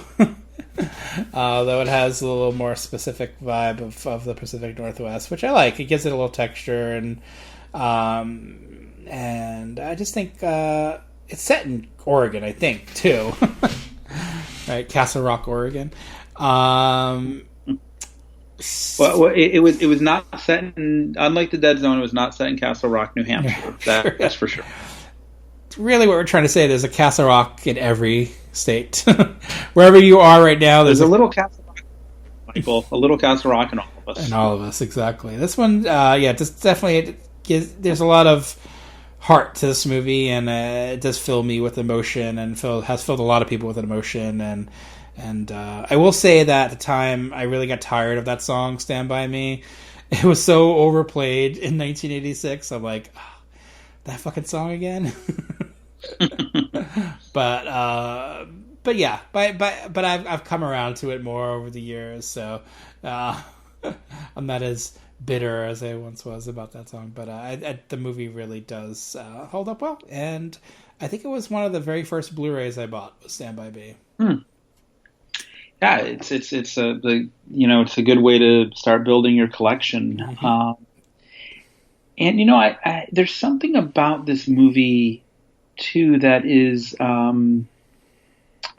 obviously there's no flashy special effects, and there's not even any like crazy plot twists, but it seems to just tap in very much to these deeply human themes about friendship and courage and dealing with loss. I mean, the kind of the I don't want to say the lead character because it really is an ensemble piece, but the narrator, Gordy LaChance, is dealing with the death of his older brother, and I think that this shows what storytelling in general can do so well, and what King in particular sometimes taps into, which is just, what does it mean to be human? How do we deal with loss? How do we handle the fairness of the world? And, King certainly saw some of that in his own life and in his own family growing up. And I think he brings a real level of artistry and compassion to these stories. And then I think the best filmmakers like Rob Reiner or, David Cronenberg then in turn bring that to the screen. And I think they did just a terrific job with this one. I was thinking while you were talking about the death of the brother, I think this might be an interesting double feature with Phantasm, which is a movie about getting over the death of your brother, in a way. It's about dealing with death. That movie is really all about that in its way, in its very horror, supernatural, crazy way. It's about that. So I wonder how well these movies would play together, since they have similar themes but done so differently. So it'd be a fun. Never a double feature I would have thought about, but now that you say it, I'm like, yeah, it kind of makes sense. Yeah, fun double feature. Why don't you program it, guys, for Halloween and see how that plays? You could start off light with Stand By Me and go into the really dark wackiness of Phantasm. All right, here's my number 2, one of my all-time favorite bizarre love triangles. Stephen King, John Carpenter, 2 great masters of terror, have teamed up to take you for a ride. I knew a guy had a car like that once. He killed himself in it.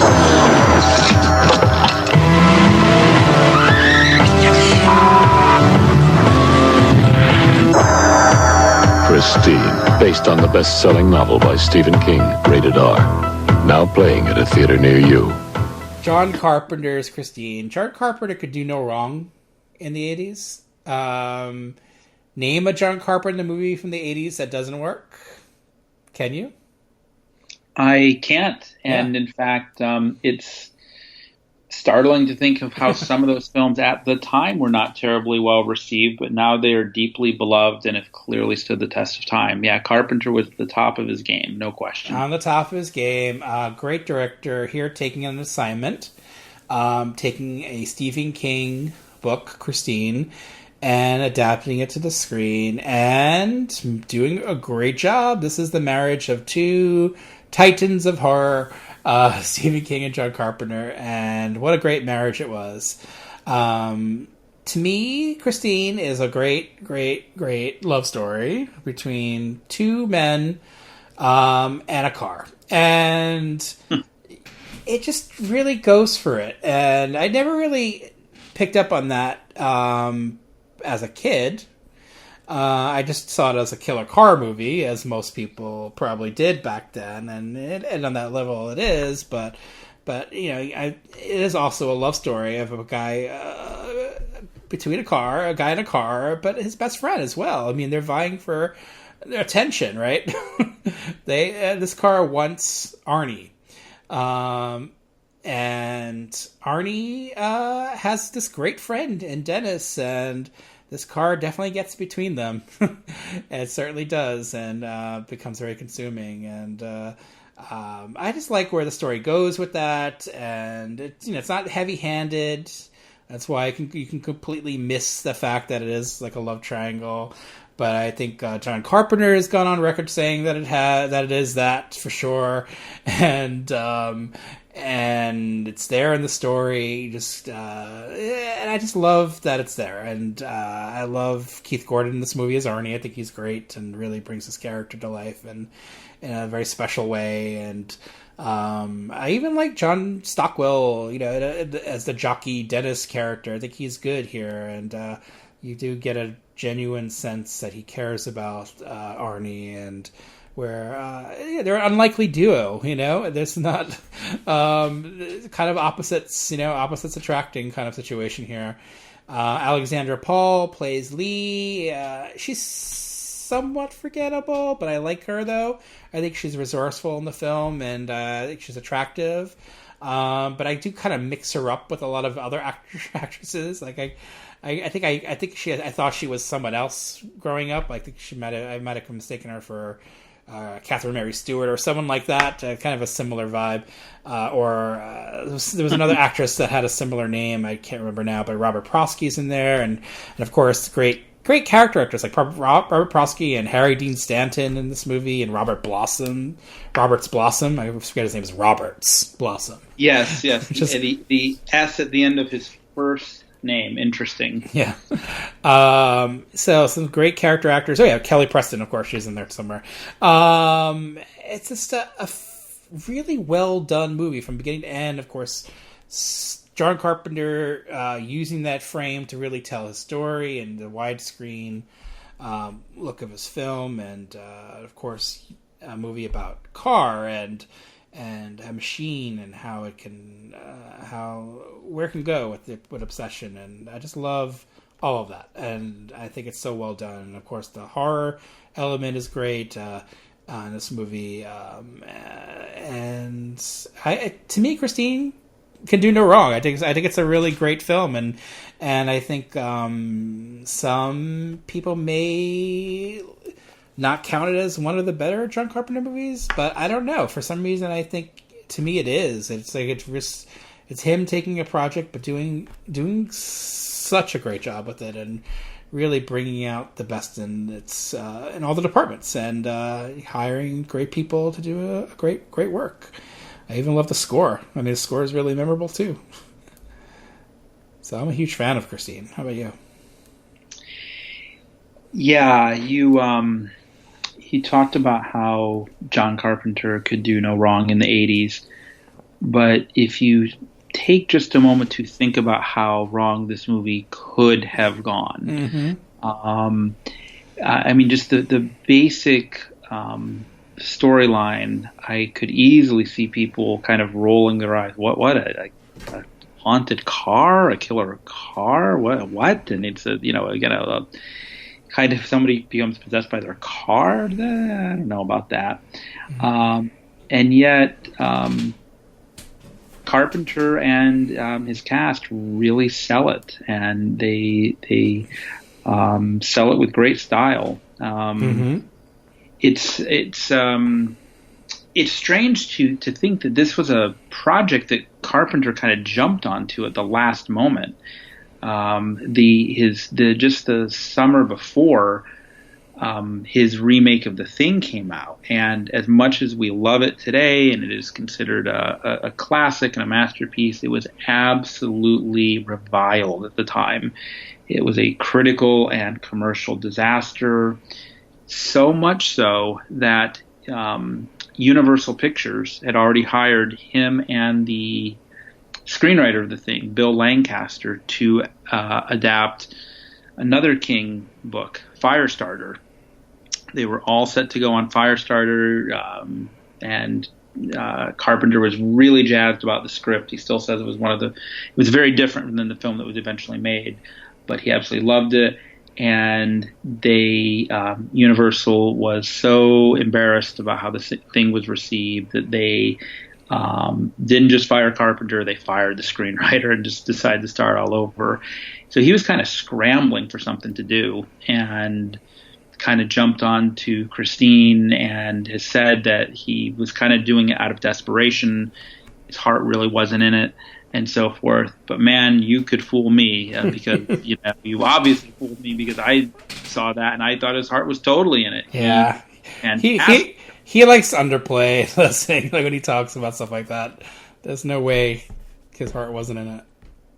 Oh yeah, he did. Well, look, and I'm just saying, like, if that is the kind of movie you do as a gun for hire, who is just kind of looking for a job, then that makes it more impressive, not less. I think that he takes this project that just was so logistically difficult. I mean, they had to use so many different versions of the car.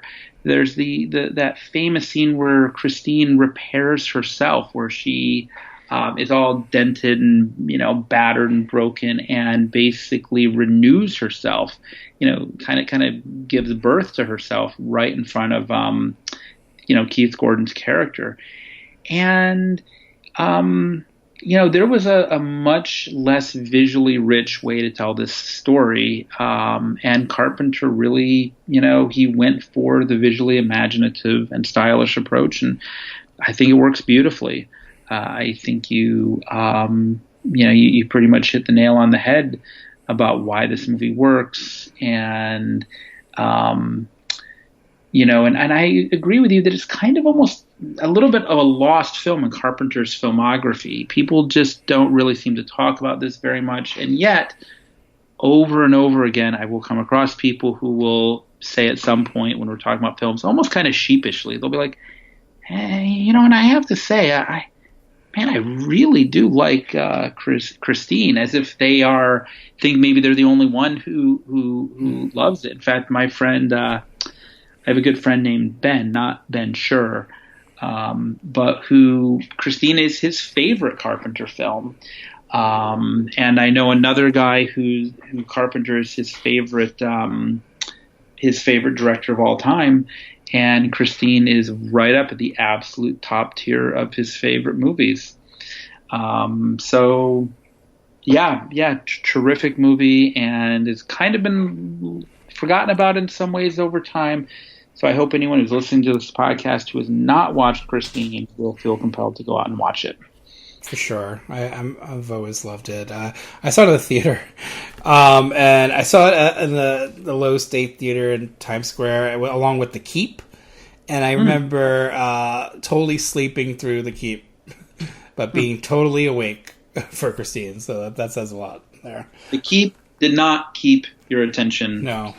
And clearly Christine did. Yeah, she definitely had my heart.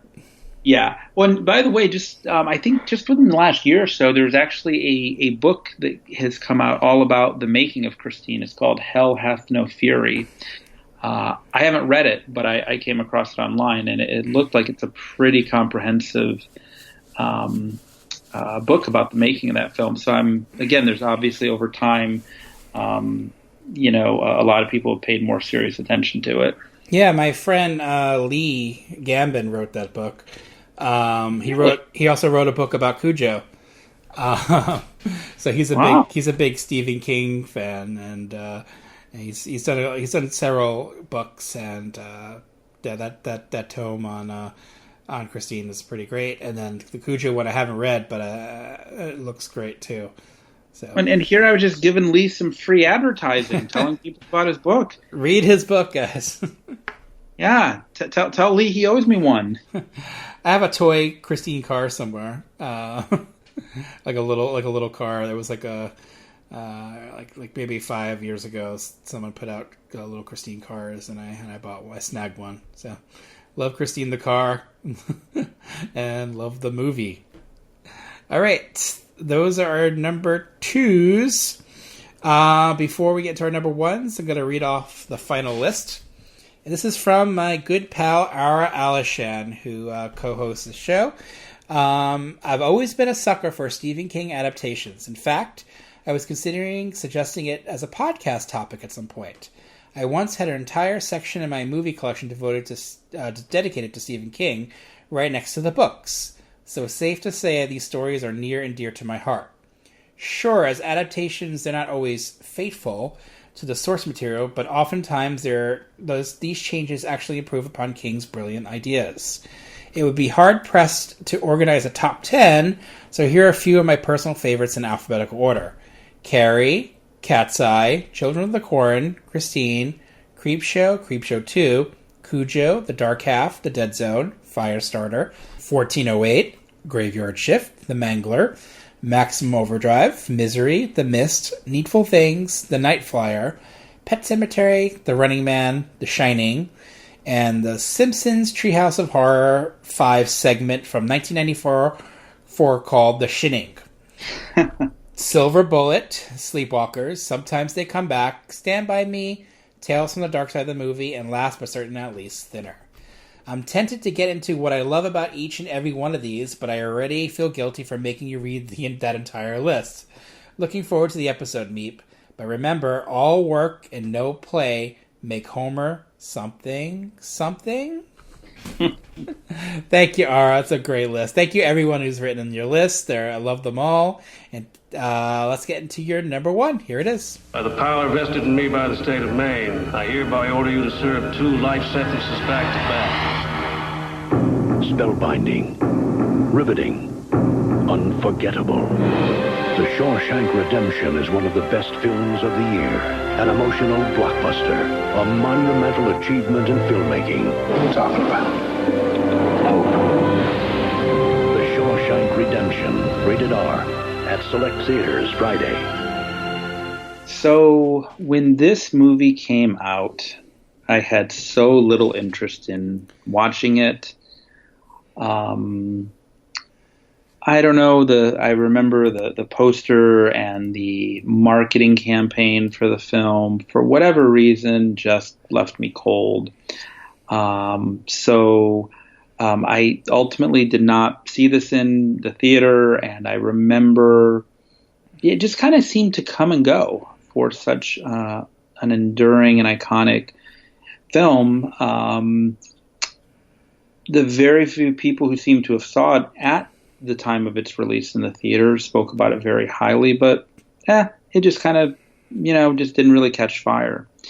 So I didn't see the Shawshank Redemption until the summer of 1995 on VHS, and oh my God, did I feel like a sucker for having missed it in the theaters. I felt like I should have been sent to Shawshank State Penitentiary for my crime of not seeing this in all the glory that it deserved.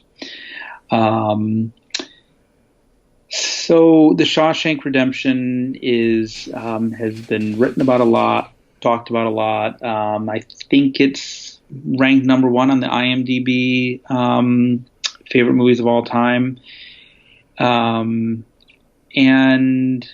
it is not my favorite movie of all time.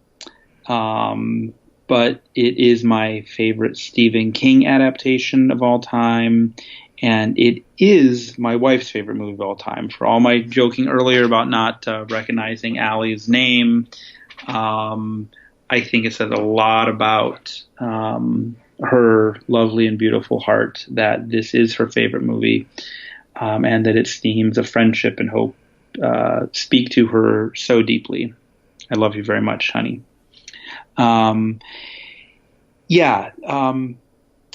You mentioned Clancy Brown earlier at the beginning of this podcast, and he is a fantastic baddie in this.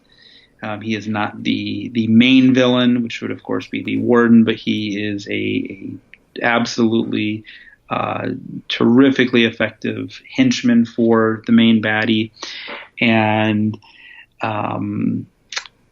the patience with which the screenwriter and director Frank Darabont lets this story unfold is not only beautiful and masterly and effective, but I think it was very confident. I mean, here's this guy making his directorial debut, doesn't have really box office any names in it that are, kind of, they're names, obviously they're acclaimed actors, but they're not at the time huge box office draws. In fact, little side note, Tom Cruise had actually been seriously circling the Andy Dufresne role for some time, and had met with Darabont and discussed things with him, and ultimately, of course, he didn't do the film, and I think that works to the film's advantage. I think Tim Robbins is so much more has that kind of everyman quality. I think although Cruise can be very, very gifted on screen and very compelling to watch, I think he would have kind of stood out too much. We would have felt maybe a little bit more like we're watching Tom Cruise than Andy Dufresne. But anyway, I could have imagined Darabont really wanting to jazz this story up, make it a little zippier, make it a little this or a little thater. But instead, he lets it unfold at its pace, which I think is really appropriate given that the passage of time is a theme in the film. And he has faith in the audience to stick by these characters and their struggles and sorrows. And we are rewarded many times over by that. I think that our faith and our patience is rewarded along with the characters.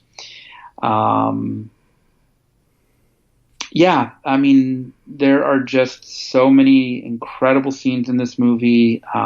There's some excellent dialogue. I remember very early on, I loved the moment in the courtroom where I think it's the prosecutor says to Tim Robbins, he says about how the gun that committed the crime and all this stuff is missing and all of these things. And, he says, isn't that convenient? And the way Robbins says, actually, sir, since I am innocent of these crimes, I find it decidedly inconvenient. Just a great line of dialogue. It tells you again a lot about that character's inner composure, and I just absolutely love it. And although it is not necessarily the kind of King film I would watch over and over again, the way I do some of the other titles we've talked about, it's the kind that when I do watch, it packs the biggest punch, leaves me with a deeper sense of my own possibilities in life, and just generally reminds the power of art and cinema. And so, I could talk about this movie as long as Andy Dufresne was locked up in his cell, but I think I'll just bring it to a close here. What are your thoughts on this movie, Michael? It's no Running Man. That's my review. I'm done. Look, I just hope you have more. I think your review when we did our 1998 list, and I think number 5 on my list was the Norm Macdonald comedy Dirty Work, and your entire comment was, yes, Dirty Work is a movie. I hope that you have slightly more to say about my love of The Shawshank Redemption than you did my love of Dirty Work. And by the way, that would make another great double feature if you think about it. Hey, what? Your love for The Shawshank Redemption makes me want to watch it again. This is a movie that I haven't wanted to watch in the last 25 years old now, right? Yes, 25 years old, correct. Yeah. In fact, I think literally this month. I think it came out in September of 94. There you go. So it's celebrating its 25th anniversary. So maybe I have to watch it. I mean, I've never wanted to watch this movie again. I saw it in the theater and did not like it. I'm gonna be quite honest and controversial. I did not like this movie, and I just never once in these 25 years have I wanted to revisit it. So maybe because you're so enthusiastic about it and because you love it so much, I might have to now. And I feel guilty for not revisiting it for this podcast, but I couldn't get myself to watch it. Even for that prison movies podcast I did. I did not want to watch this movie. So I might have to now because I do trust your opinions, and it does sound like a better movie than that I saw in 1994. I don't know, when it came out, I just did not connect with this movie at all. I felt it was way too overdone, and with everything from the marketing to this movie to, I don't know, I just could not connect to it. I just felt like it was a little too Oscar baity, and it was nominated for 7 Academy Awards. It didn't win any, but it did get recognition. Critics loved it when it came out. It got a lot of Academy Award recognition. It wasn't a huge box office hit. It made like $28 million, and over time, of course, it's become this huge thing, and people love it and consider it one of the absolute best movies of all time. So I just could not. I did not find myself as one of those people in this last 25 years who could see it that way. So maybe it's time for me to get on the Shawshank Redemption train. But so we'll see when I revisit it. Sure. Well, and obviously you have to be true to yourself, and you have to be authentic to what speaks to you and what does not speak to you. As I mentioned at the beginning of this, I did not like the poster or the marketing campaign. That's why I said I even though the few people that I knew who saw it had really raved about it, I didn't feel compelled to see it. And I wouldn't say in general I'm kind of the guy who's like, oh, I just, have to watch a prison movie. I figure okay, there's an innocent man imprisoned, and I don't know. It just, it really, I had no interest in seeing it. And, again, it just, we have to be true to what we like and what we don't like. Sure. And but it just, I don't know. It got to me, and I don't know, just maybe also being a psychotherapist, I think it to me, it does capture something about the idea of trying not to let trying to hold on to the best of yourself in the worst of circumstances and situations. And, and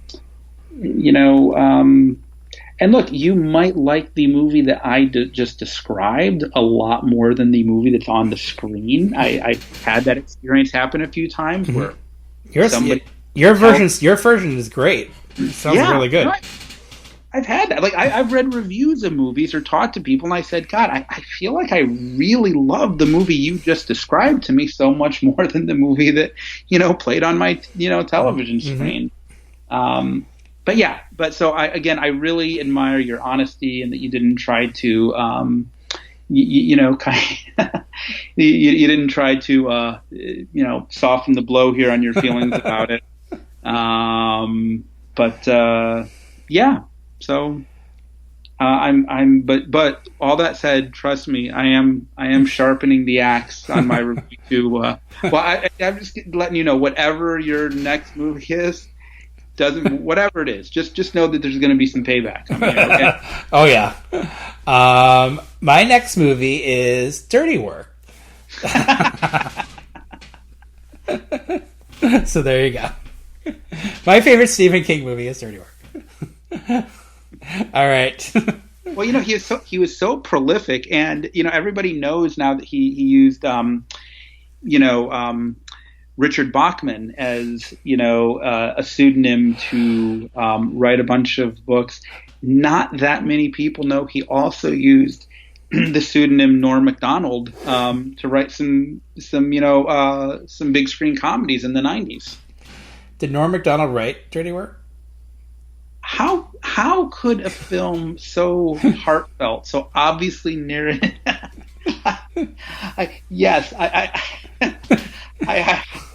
love that. Apparently, not only did you not, could you only say that it was so basically, I'm taking that you didn't even watch the opening credits of Dirty Work. I don't think I think I did watch the opening credits of it, but I don't know. It's been a blur. Wow. I thought you at least saw the film and just were charitably not saying anything about it. Hey, you know what? Maybe this is the takeaway from this. It was maybe you need to watch Dirty Work to fully revel in its comedic genius. I'll do a Dirty Work Shawshank Redemption double feature. But you know what? But here's the thing: watch Dirty Work first, because that's all about a revenge for hire business of people who they hire Norm Macdonald and his friend to do all these crazy revenge pranks against people. So watch that first, and then imagine the Shawshank Redemption would be like what happened if they were actually indeed arrested for all their dirty work and had to pay the price under the criminal law. And so almost look at like Tim Robbins' character as the extension of Norm Macdonald's character. Okay, I like the idea of that. Maybe like a sequel where they're both in prison at the same time. Oh no, I guess he escapes. Right? Does he escape? Yeah, he does. Yeah. Yeah. I like the original title of Shawshank Redemption and the Rita. What was it? Shawshank Redemption and Rita Hayworth. Or I think Rita Hayworth and the Shawshank. Yeah, that's right. I like Rita Hayworth. She's great. So 4 stars for her. All right, my number 1 is a little movie called Meet Carrie. She's the girl no one likes and everyone makes fun of. The girl who lives in that creepy house with her cruel mother. The girl with the strange power. She's about to turn a high school prom into a nightmare. If you have a taste for terror, you have a date with Carrie. Rated R. Now showing at a theater near you. Yes, Carrie. You know Carrie. I don't even know why I needed to play that TV spot. Carrie is pretty well known. Stephen King's first published book, right? Yes. His first and his first adapted for the screen. And to me, one of his most successful adaptations really gets the heart of the story with Carrie and her mom and all the things that go wrong. And I love this movie so much. It's become part of who I am. I mean, I've watched this one many, many times over the years, and I've talked about it before, and to me, it just really how you could relate to characters in movies and how they can inform who you are. I feel like this is one of those movies that have done that many times with me over the years. I just feel this movie. I don't just watch this movie, I feel it. And that's pretty interesting for a Brian De Palma movie. I wouldn't consider a lot of Brian De Palma movies to be so sensitive, have a sensitive portrayal of a girl with these problems and powers, but he really gets to the heart of that story with his direction and insight into the characters, and such a well done movie from beginning to end, and I absolutely adore it, and I love everyone in it. And of course, everyone's gone on to great things, and deservedly so. And I'm bonkers for Carrie, and I really just an excuse to put it number 1 so I can hear your opinion on it. I'm not sure what your opinion is on it. This is a widely known movie and loved by fans, and it's been remade and all of that stuff twice. And there's a sequel, which I actually do like the sequel. So I just kind of want to get your opinion on Carrie. Well, I liked it a lot more before I heard your sneering disdain for the Shawshank Redemption. But its estimation has fallen considerably in my eyes about the last 3 minutes. What have I done? All kidding aside, though, it's funny. My feelings about Carrie have actually gone up and down a little bit over the years. When I first saw it, or at least when I can first remember seeing it, I just thought it was just absolutely terrifying and creepy. And I thought, that Piper Laurie was even more terrifying than Carrie, and I almost didn't want to watch it because it creeped me out so much. And then I sort of went through a period where I just felt like, God, this is just kind of overdone, and it's a little just melodramatic, and just pig's blood. I don't know. It just, and I think I got much more into De Palma's stuff like Dress to Kill and Blowout that just seems so much more. Just didn't seem as in some ways ridiculous as I felt Carrie was. But then I came back around onto Carrie, and I really think it's just, I'm not sure what was going on with me for a while, why I disliked it so much.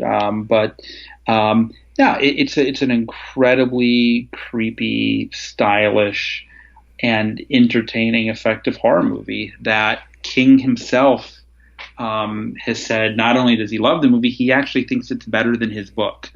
He actually thinks that De Palma, in some ways, really helped out his writing career because he feels De Palma told that story even more chillingly and effectively than he originally wrote it.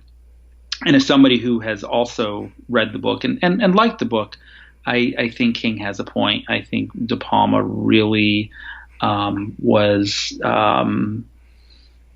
just brought all of his style and his energy and his dark and playful sense of humor to this. I still don't like it as much as Dress to Kill, but I think it's fantastic. And I mean, again, that movie came out 43 years ago. People still know about it. People still reference it, talk about it. I mean, it's obviously stood the test of time, and deservedly so. The other reason I like this movie a lot is it made my own prom experience seem not so lousy. So I also have a soft spot in my heart for that reason. You lived, at least. Yeah, but you made it through. But I mean, my own prom experience was very underwhelming, and I didn't really click with the person, and and then at a certain point I came back to this. I'm like, yeah, okay, I suppose it could have been worse. It could have been worse. Exactly. Yeah. Sissy Spacek won the Academy Award in 1980 with Coal Miner's Daughter. I think she could have easily won an Academy Award here, playing Carrie White.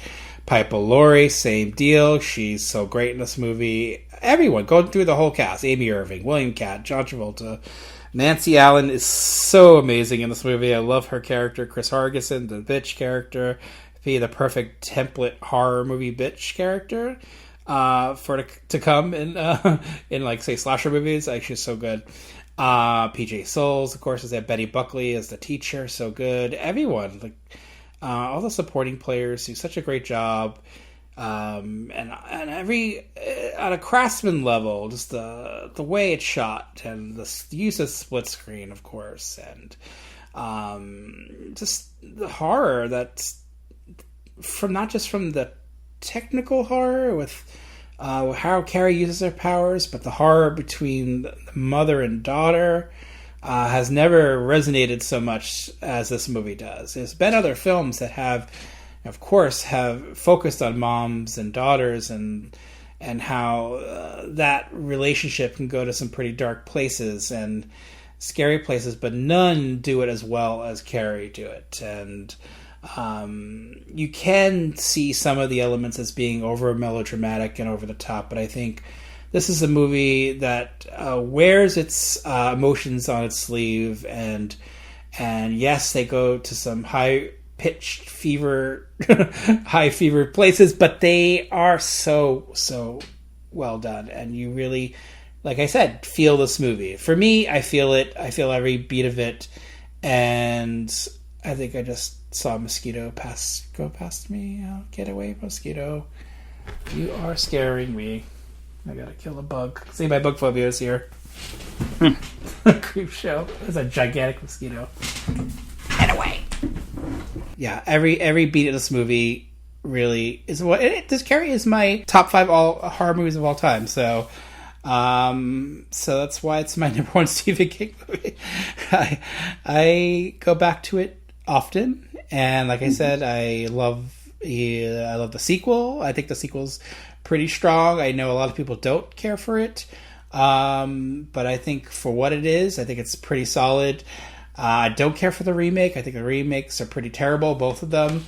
I just don't think you could. I think people have tried to duplicate what this movie does so well and have failed. I think it was a perfect combination of technical artistry, what Brian De Palma brings to the screen, and actors, what they brought to the screen. The marriage of all those things has really not been duplicated as much over the years with a horror film. I think it just, to me, this is one of the absolute tops, and I'm obsessed with it. Well, and there are many people who are obsessed with this movie. Obviously, Ben Raphael Schur, I know really is riveted by this film. There, you talked about the artistry and the craftsmanship of it, and I think also a lot of it has to do with the soundtrack by Pino Donaggio. I actually own the soundtrack, and I think it really is highly effective. Just De Palma's sense of moviness. I mean, he seems to really revel in how visuals can tell a story, and how things can be really cinematic. And sometimes it's a bit much. I mean, sometimes he goes a little overboard, and it's distracting. But I think that in this one, it really serves the story very well, and it's also a kind of a tragedy, really. I mean, there's something genuinely deeply sad about it, and as much as the ending, the dream sequence ending, in which the hand pops up out of the grave, is many times that's been imitated and parodied, and just sort of, and also just through familiarity, because we just know it so well right now. Imagine seeing that back in '76. I mean, imagine seeing that without having any idea that it's coming. I think I feel very much about that the same way I do about the final scene of the original Friday the 13th. Mm-hmm. We're so familiar with it now, but my God, the terror of having no idea what was around the corner, I just think is, it's one of the great shock endings of all time, and deservedly so. Mm-hmm. It really earns that ending in its way. It's one of the great tragic horror movies. We talked about a great tragic horror movie with Dead Zone and The Fly and Carrie. To me, are the tops of like those kinds of tragic horror movies, and it doesn't. Yeah, they can be depressing for some and maybe not rewatchable for some. But I think there's a lot, and especially a movie like Carrie, it's a lot to chew on here. There's a lot. This is a movie that it's not afraid to even be silly at times. There's some silliness in there, and De Palma really goes for it in every way, and you can see why he became such a strong filmmaker, because he was expressing it pretty early in his career, like when really Carrie, he just really went for it, and yeah. So and a nice little circle back from your number 1 film to my number 5. Do you know the link between them? Your number 1 being... No, your number 1, Carrie, and my number 5, which was It. It. Carrie and It. What would be the common... besides Stephen King, obviously. Well, you have the writer part correct, but it would be the screenwriter. That's right. Lawrence E. Cohen. Yeah, he wrote both. Right. Yeah, he adapted both. So there's something to that, because I think both screenplays are really good. Mm-hmm. So that's pretty great and a good way to wrap it up. I had a lot of fun talking about all these Stephen King stories with you. I feel like we could do like talk about Stephen King all night. There's a lot. There's a lot to get to. But these are our top 5s, and we're sticking to them. I may have to revise with watching The Shawshank Redemption again. So we'll see. We'll see how that plays out. Thank you guys for supporting the show. Thank you so much, Quentin, for being on. It was a lot of fun. Oh, it's always a joy, and I really appreciate these opportunities and love what you've done with the retro movie love community. Thank you again, and we'll be back for some more horror movie love or any movie love. So stay tuned for whatever comes next, guys. Thanks again, and talk soon. Ciao for now.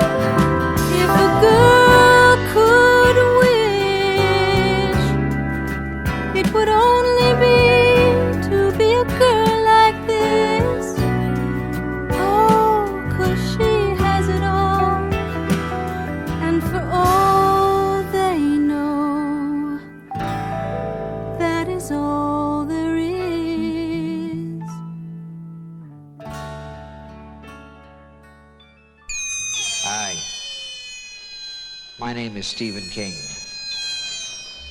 I've written several motion pictures, but I want to tell you about a movie called Maximum Overdrive, which is the first one I've directed. Wow.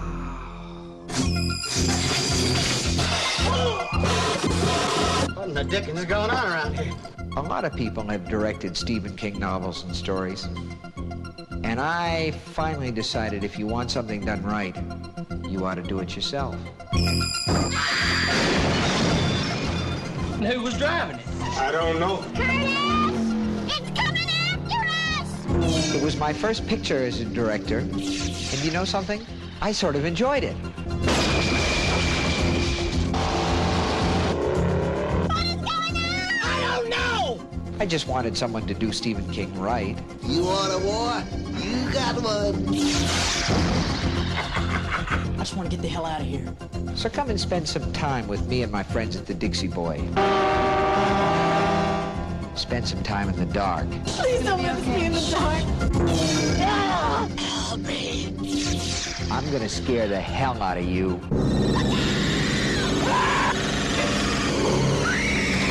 And that's a promise. You're gonna get us in an awful lot of trouble, man. We already in trouble. Maximum terror. Jesus coming and he is. Maximum King. Maybe tomorrow will be our world again. Dino De Laurentiis presents Stephen King's Maximum Overdrive.